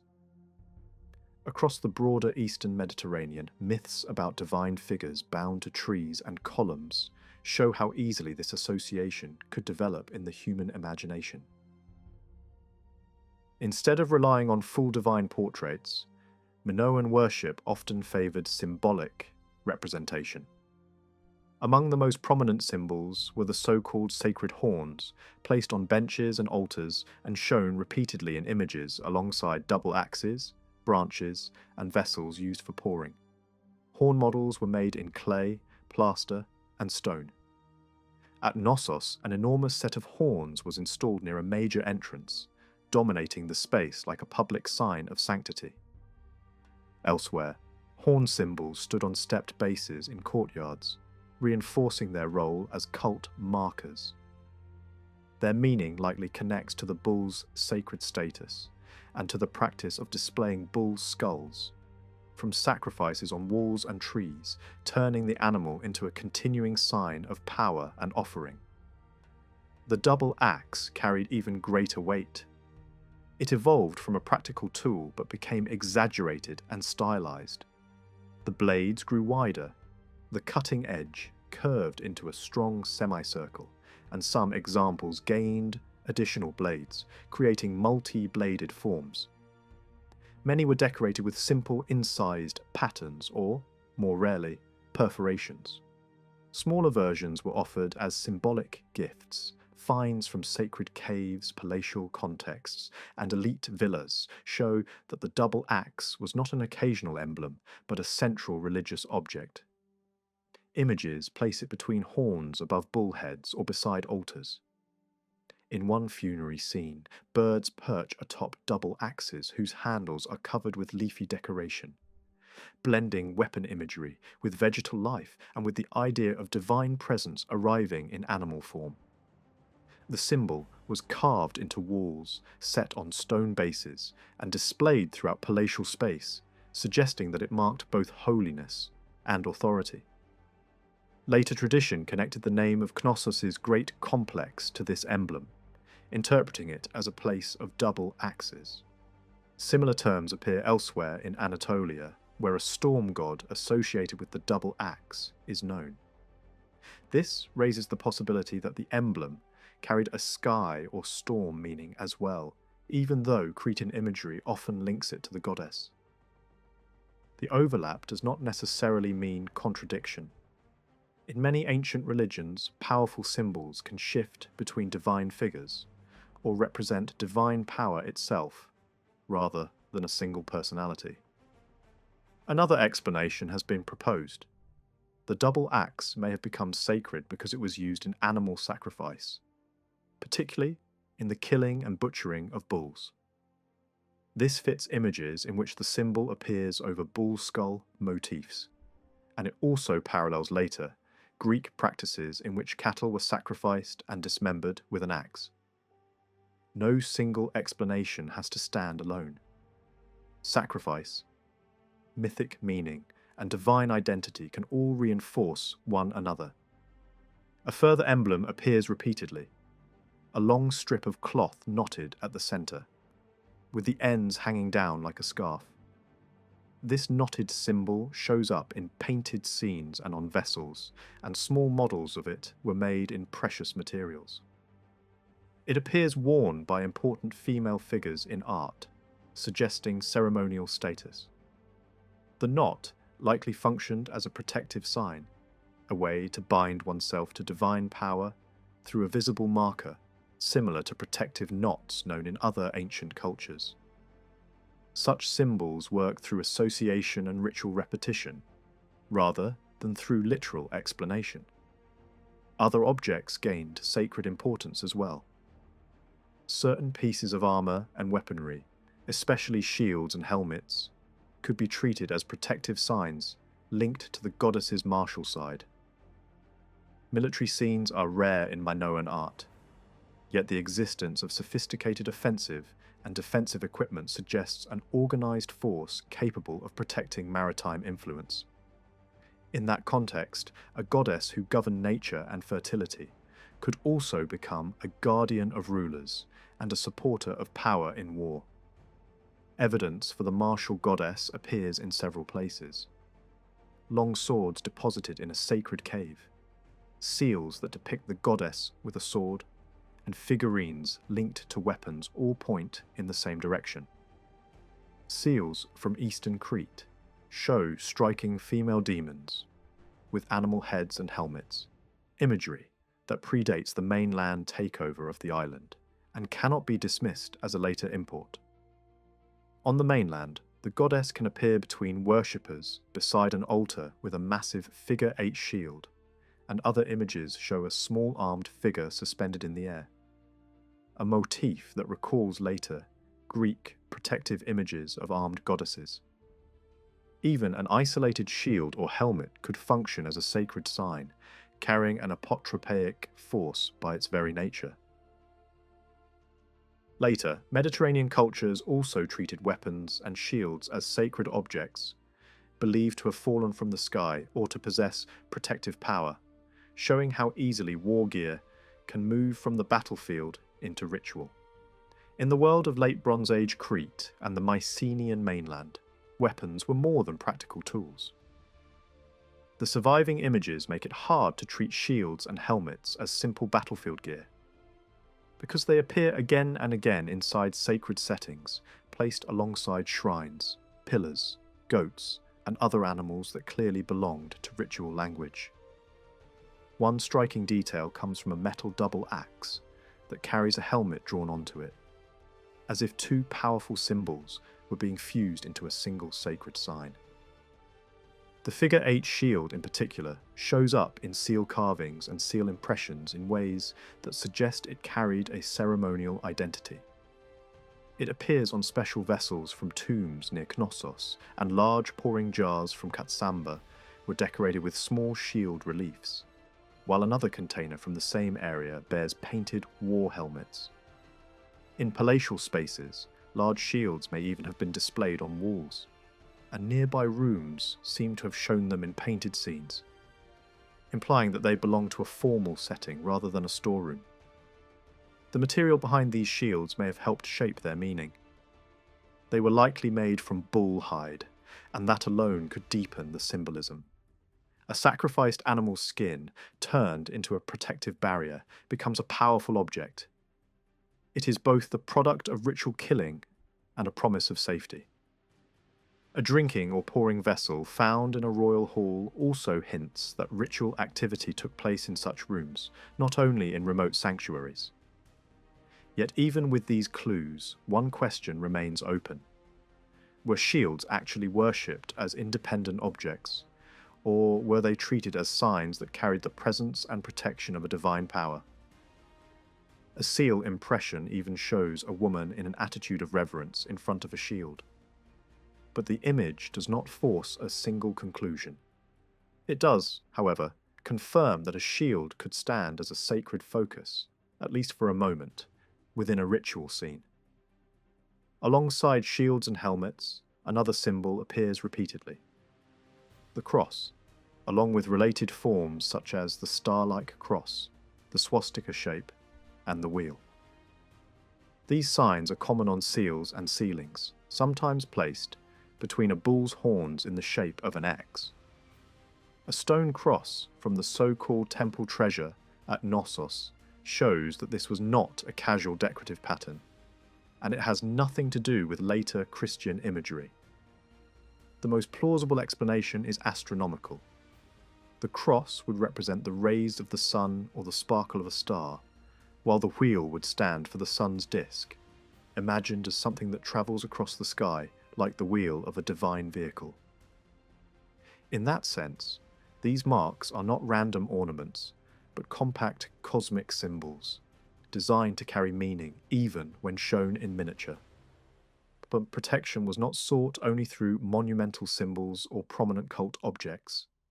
Personal amulets and magical tokens also appear, revealing a side of religion that blends ritual with defensive superstition. Some seal stones were shaped like offering vessels, eyes, or ears, while others display frightening beings that recall later Mediterranean traditions of grotesque, protective faces. The idea behind them seems consistent. A hostile power can be repelled by confronting it with a stronger, more terrifying image, or by carrying a symbol believed to hold invisible force. Echoes of this thinking survived into modern folk belief on Crete, where certain ancient stones were still treated as charms with practical benefits, including increasing a nursing mother's milk.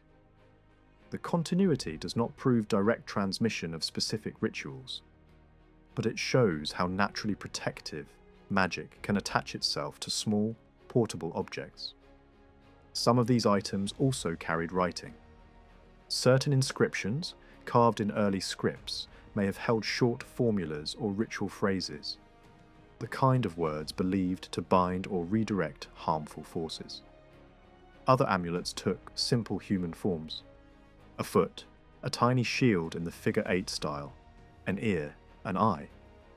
One extraordinary gold amulet from Hagia Triada carried a miniature bestiary, including a scorpion, snail, spider, snake, and a human hand. It reads like a compact catalogue of danger and defense, as if the wearer sought protection against bites, stings, sickness, and unseen threats by enclosing their images in precious metal. Ritual practice also depended on equipment, and altars were among the most important tools of worship. Rectangular stone altars stood in major locations, including areas of the palace at Knossos and the complex at Hagia Triada. At Phaistos, a stepped altar remained fixed in the central court, a permanent stage for repeated acts. Carved scenes on stone vessels show that some altars were crowned with horn pairs, reinforcing the link between sacrifice, cattle symbolism, and formal sanctity. On these altars, both blood offerings and bloodless gifts were placed. Animals could be cut and burned, but branches, fruit, wine, and other liquids were also offered.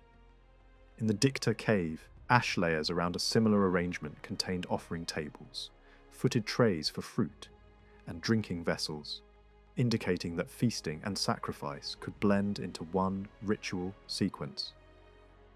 At Malea, an altar discovered below courtyard level may have been designed to ensure complete burning of offerings, suggesting controlled fire rituals rather than casual disposal. Not every altar was heavy and fixed. Smaller portable stone altars existed too, with slightly curved edges, sometimes crowned with horns and decorated with sacred branches. These appear in buildings that had strong ritual associations, including elite residences and palatial areas. One small altar from Knossos was decorated with a double axe and a pair of horns, the two most recognizable sacred signs. Such portable pieces were likely used mainly for bloodless offerings, especially liquids and food, since their size and design fit careful pouring rather than slaughter. Offering tables were closely related to these altars.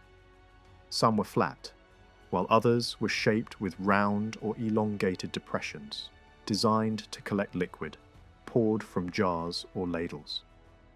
Clay and plaster tripods appear in later periods, and a significant number were found in villa contexts, implying that ritual was not confined to palaces or caves. There were also high-footed stone tables and clay fruit stands, objects that turn the simple act of giving food into a formal presentation. In this world, the gesture mattered as much as the substance. A gift becomes sacred through the way it is offered, the surface it is placed on, and the setting in which it is received. Among the most distinctive ritual vessels was a multi-cup offering dish, used for presenting many different items at once. Its form could be simple in early times, made as a rectangular piece with 2 or 3 small hollows, like a compact tray for multiple offerings. Later examples became more elaborate. A large round vessel with one deep central cavity and a ring of shallower ones around the edge. The logic behind it is clear. It allowed a worshipper to present a sample of many products together, a symbolic gathering of the harvest into one sacred object. This kind of offering suggests a belief that abundance could be encouraged through a controlled, ritualized display of variety. Each product is offered in small quantity, but the combined gesture announces dependence on the forces that govern fertility and growth. Comparable harvest customs existed much later in local Christian practice, where first fruits and staple foods could be brought to a church, blessed, and shared. Such parallels do not mean the rituals were the same, but they reveal a repeating human pattern. The first yield is treated as special. The blessing is sought publicly, and the community confirms the hope for continued plenty by distributing the offering afterward. In that light, the large multi-cup vessel becomes more than a container. It becomes a symbolic crown of the season, a ritual object that tries to influence the turning of the agricultural year. Liquid offerings demanded specialized equipment, and the most characteristic vessel type was designed to both hold and release fluid in a controlled way. It had an opening for filling and a second opening at the base for pouring, making it less convenient for ordinary drinking, but perfect for deliberate libation. Its careful craftsmanship and often awkward form underline its ceremonial purpose. Some seal impressions even show a worshipper presenting such a vessel to a seated goddess, and in scenes like this, the liquid seems directed either into a receiving bowl or toward the goddess herself, as if the act of pouring was a direct form of communication. Some of these vessels took the shape of animals or animal heads, and others were formed as human figures. The reason is not difficult to sense. A vessel used in sacred pouring was expected to resemble the sacred world as closely as possible.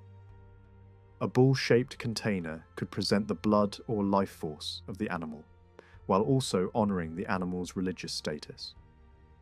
A female-shaped container, possibly representing the Great Mother, could be used for offerings like milk, linking nourishment and fertility in a literal, material way.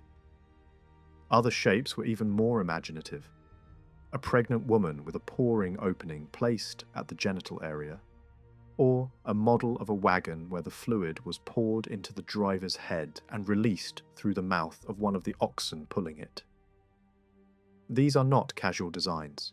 They show a religious imagination that treats the vessel as a moving symbol, an object that tells a story while it performs a ritual act. Some later sanctuaries also produced a strange group of clay containers, shaped like tubes, sometimes with snake reliefs wrapped around them. Early interpretations imagined them as houses for sacred snakes, and small miniature bowls attached to the rims were seen as places to feed them milk. Yet similar vessels carry reliefs of bulls and wild goats, showing that the animals depicted on a container do not necessarily indicate what lived inside it. A more practical interpretation fits better. These tube containers may have guided liquid offerings, directing them through the vessel in a controlled flow. The exact ritual use remains uncertain, but the pattern suggests they belong to the technology of libation, rather than to animal keeping. Other heavy containers found in palatial rooms and tombs were broad, low, and filled through a narrow mouth. Their weight and shape suggest deliberate placement, possibly near large storage jars, during ceremonies. They were difficult to tip over, which makes sense if they held precious liquids, and they also seem designed to keep the offering close to the ground. In many ancient traditions, pouring into the earth connects the gift to chthonic forces, to powers below the surface tied to growth, death, and renewal. Fixed altars, floor-set offering tables, and heavy libation containers all reinforce that same idea. The offering is meant to settle, soak, and remain connected to the place. Miniature shrine models also appear, sometimes with horns and altars built into the design. These models could serve as stands for vessels or as independent offerings, and they reflect the belief that creating a small image of a sacred building could carry the weight of building something real. Later periods produce small, round shrine models with doors, found across many sites, and some of them contain figurines of a goddess with raised arms, the familiar pose of epiphany and blessing. One miniature shrine even shows two attendants on the roof, near an opening, peering down into the interior as if guarding the sacred space. These models compress architecture, ritual, and divine presence into an object small enough to hold. Religious gestures were also standardized. The worshipper usually stands rather than kneels, facing the invisible sacred force before a shrine or altar. One common pose shows a fist held near the forehead, while others show arms raised, extended forward, or crossed over the chest. The raised and extended arms read as appeal or request, while the crossed arms suggest dedication, a sign of offering oneself in loyalty. These movements appear across the art like a shared language, repeated until they became recognizable markers of worship rather than spontaneous motion. The central act remained simple: giving food and drink. Images show a young figure climbing toward a peak shrine and placing a basket of fruit before it. Other offerings included wine and honey. Honey is especially meaningful in rituals connected with childbirth and healing, both because it was valued and because its sweetness suggests soothing and calming. Written records from later phases of the Bronze Age mention honey offerings to a childbirth goddess and other divine figures, showing that the practice was not only artistic symbolism, but part of organized cult economy. Animal sacrifice formed another peak moment of ritual life. A famous scene depicts a bull bound tightly on a table, already killed, with blood flowing into a container. Smaller animals wait nearby for their turn. Music accompanies the act, a flute playing as the cutting happens. Then vessels filled with blood are carried by a woman using a pole, and a priestess receives them, pouring the blood into a larger container placed between two double axes. This sequence presents the sacrifice as a carefully staged drama moving from killing to collection to transfer, with music marking the shift into the most sacred moment. In other settings, blood or other liquids were poured into a pit in the ground and guided away by channels, again linking the offering to the earth. It is likely that participants shared portions of the sacrificed animal, as in many ancient sacrificial traditions. Skins could be dedicated to a sanctuary, turning the outer covering of the victim into a lasting sacred object. Grain may have been scattered over the animal's head before the cut, a practice known from later epic tradition and hinted at by grinding stones near sacrificial areas. The boundary between real sacrifice and symbolic offering was also flexible. A worshipper could present a small clay or bronze animal instead of a living one, and sanctuaries filled with animal figurines suggest this substitution was common. Small human figurines posed in worship could also be offered not as toys but as permanent stand-ins, keeping the donor present in the sacred space even when absent in body. Offerings extended beyond figures. Miniature models of clothing, belts, seats, thrones, litters, even shrines and altars were left in sacred places. Dedicating a small clay shrine crowned with horns could be treated as an act almost as meaningful as constructing a full-scale building. The miniature carried the idea of the whole, and the act of giving it created a bond between worshipper and divine power. Dance belonged to the same religious world. Scenes show women dancing beside a goddess, holding flowers, while other depictions present circle dances, including male dancers with arms on each other's shoulders. The ritual significance is often marked by horn symbols on the base of the scene. Another image shows dancers moving around a central lyre player. Gold rings and seals also preserve dance scenes, including women, likely priestesses, performing in honor of a goddess who appears to them. Dancing could take place in sacred groves of olive trees, and even a single dancer in a palace fresco may carry ritual meaning if the context matches other cult imagery. In this setting, dance is not merely entertainment. It is a performance offered to the divine, a visible form of devotion. Priests and priestesses served as the link between ordinary worshippers and the divine presence. They can be recognized by distinctive clothing in art. In one major ritual depiction, the priestly figures wear animal skins from the waist down. This may reflect ancient tradition, but it may also point to a deeper logic.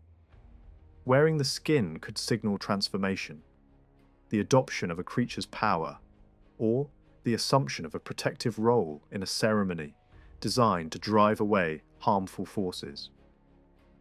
Across many early religions, disguising oneself as an animal or spirit is a way to control invisible dangers, to frighten evil, or to bring fertility by acting out the presence of nature powers. A late hymn from eastern Crete even speaks of a great youthful figure returning each year with the demons as his attendants, bringing fruitfulness to fields and flocks.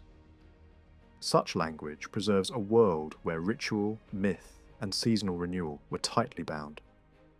Ceremonial clothing also shows strong Eastern influence. Certain robes have layered, stepped designs, and some participants carry a distinctive one-sided axe type associated with Syria, likely used in sacrifice. Other objects, including stone hammers found in temple hoards, may have symbolized office and authority rather than serving as tools. A staff from Mallia, shaped with an axe on one end and a panther on the other, suggests a blend of power symbols, combining cutting force with the wild animal world. Ribbons attached to clothing may have marked those with special roles, either priests or ritual assistants. Art also hints at a special category of performers and musicians in long female garments, and some scholars have proposed that palaces could have hosted groups of male priests, shaped by foreign models, though the evidence remains suggestive rather than conclusive. The duties of the priestly class likely included sacrifice, libation, prayers, and hymn singing. In large outdoor festivals, a conch-like seashell trumpet may have been used to project sound, functioning both as instrument and amplifier.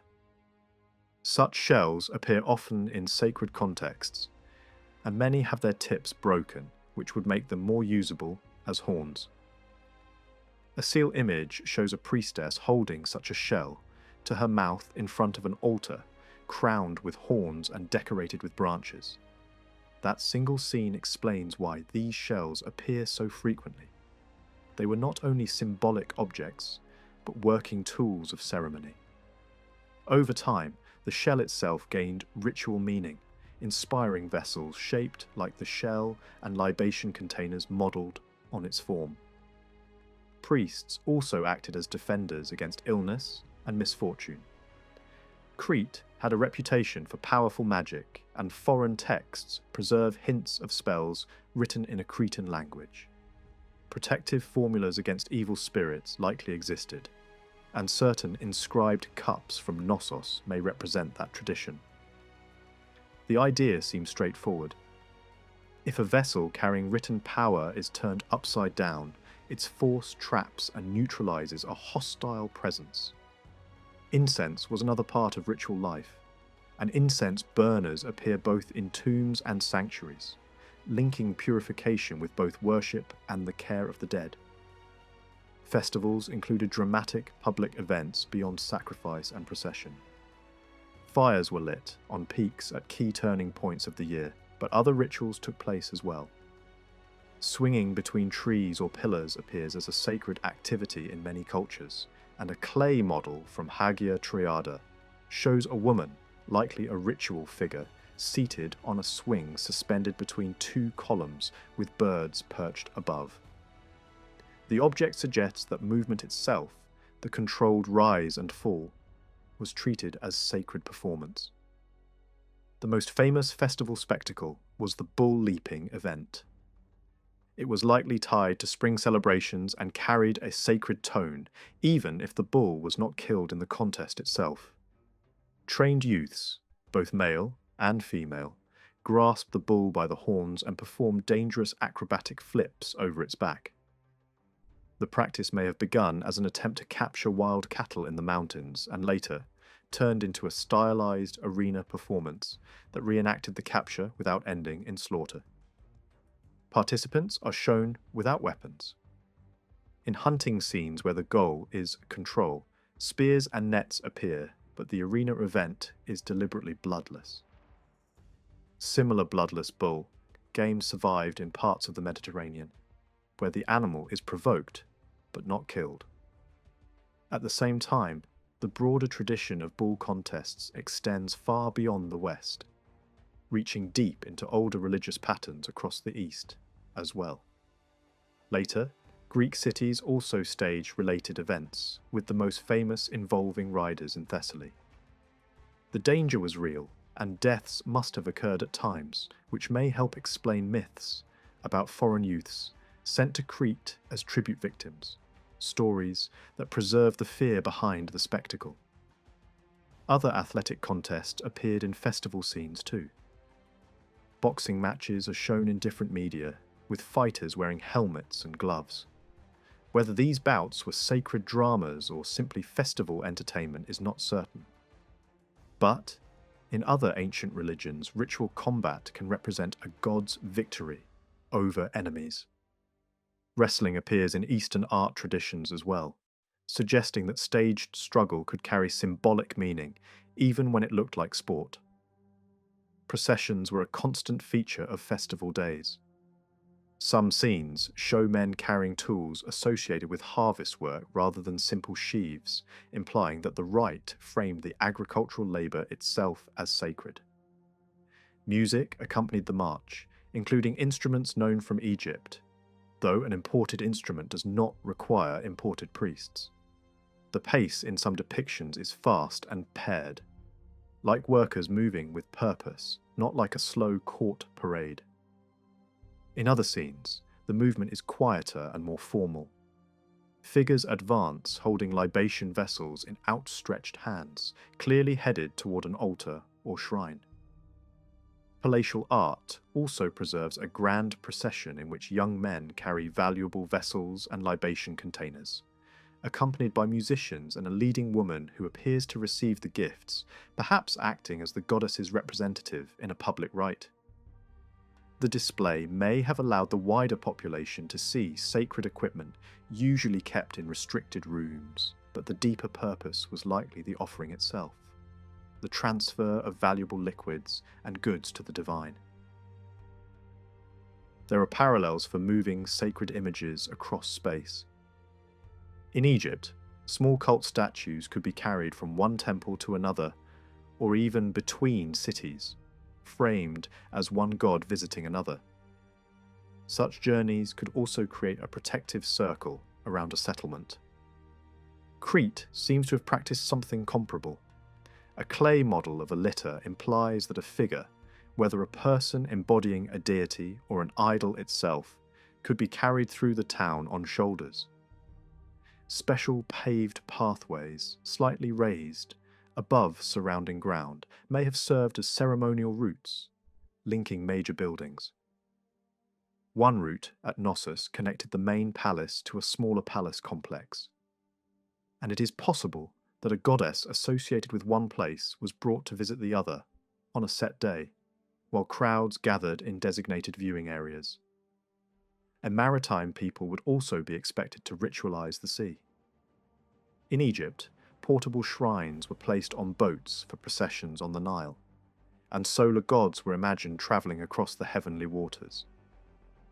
Mesopotamian art also shows divine travel over the sea, and even the crescent shape could be imagined as a boat carrying a lunar god. Similar ideas may have circulated around the Aegean. On Crete, sea festivals and sea-linked rites, likely centred on coastal sanctuaries and islands. An early version of the Ariadne story, where a vegetation goddess figure is carried to an island and dies there, reads like myth built from ritual memory, shaped into narrative. Gold rings from coastal sites show a goddess travelling by sea. In one scene, a boat carries a small shrine and a tree, suggesting either the transport of a sacred plant or a symbolic departure and return of a vegetation goddess. A theme that fits a cycle of seasonal disappearance and renewal. Another famous ring from Knossos shows a similar subject, a goddess rowing a boat between sacred places along the shore or between islands marked by holy trees. The boat also carries an altar crowned with horns, merging seafaring with formal worship. Other rings depict a divine couple in motion, scenes of abduction or escape that echo later myths, while still feeling rooted in Bronze Age religious imagination. From the Neolithic period onward, the people of Crete appear to have believed that death did not mark a final end. Burial practices from the earliest phases show a consistent assumption that some form of existence continued beyond the grave. In cave burials and tholos tombs, the dead were not placed alone. Alongside the body were vessels filled with food such as meat, shellfish, and olives, suggesting nourishment for a journey rather than offerings meant only for farewell. Everyday tools were also included. Obsidian blades, stone axes, grinding stones, and hammers. Later, bronze weapons, jewellery, and seals joined these objects, reinforcing the idea that the dead carried aspects of their earthly life with them into another realm. As the pre-Palatial period progressed, the range of objects expanded. Fired clay kernoi, animal-shaped vessels, and cult figurines began to appear among the grave goods. These items were not practical tools. Their presence implies a belief that ritual objects, no less than daily utensils, needed to accompany the individual into the next world. Figurines in particular suggest more than simple continuity of habit. They may point to a perceived connection between the dead and a goddess linked to the earth itself, a divine figure associated with both fertility and death. This goddess may have been imagined as one who dies and returns, mirroring the cycle of vegetation. Early Minoan tombs frequently show strong traces of fire. Some scholars interpret this as part of funerary ritual, while others suggest a more practical explanation: the burning of earlier remains to make space for new burials. If so, it may indicate that once the body had decayed, the physical remains lost much of their importance, while the essence of the person was believed to have moved elsewhere. By the late pre-Palatial period, clearer signs of a formal cult of the dead emerge. Offerings were no longer limited to the moment of burial. Evidence shows that rituals were performed outside the tomb on specific occasions, separate from interment itself. Food and drink were presented repeatedly, in a manner resembling worship offered to the gods. Stone kernoi and inverted libation vessels are especially common in these contexts. Such practices imply that the dead were thought to remain dependent on the living and capable of influencing them in return. Because the dead were associated with underground forces and plant fertility, they may have been believed to affect the success of crops. Caring for the dead through ritual thus became a practical necessity as well as a religious duty. A remarkable object from the Tholos tomb at Camillari illustrates how far this belief developed. Dating to the New Palace period, it consists of a clay model shaped like a small building with an open front supported by columns. Inside sit 4 figures on individual seats before offering tables, while other figures carrying cups approach from outside. 2 of them place their vessels directly on the tables. The seated figures are likely honoured dead, who have been elevated to a divine or heroic status.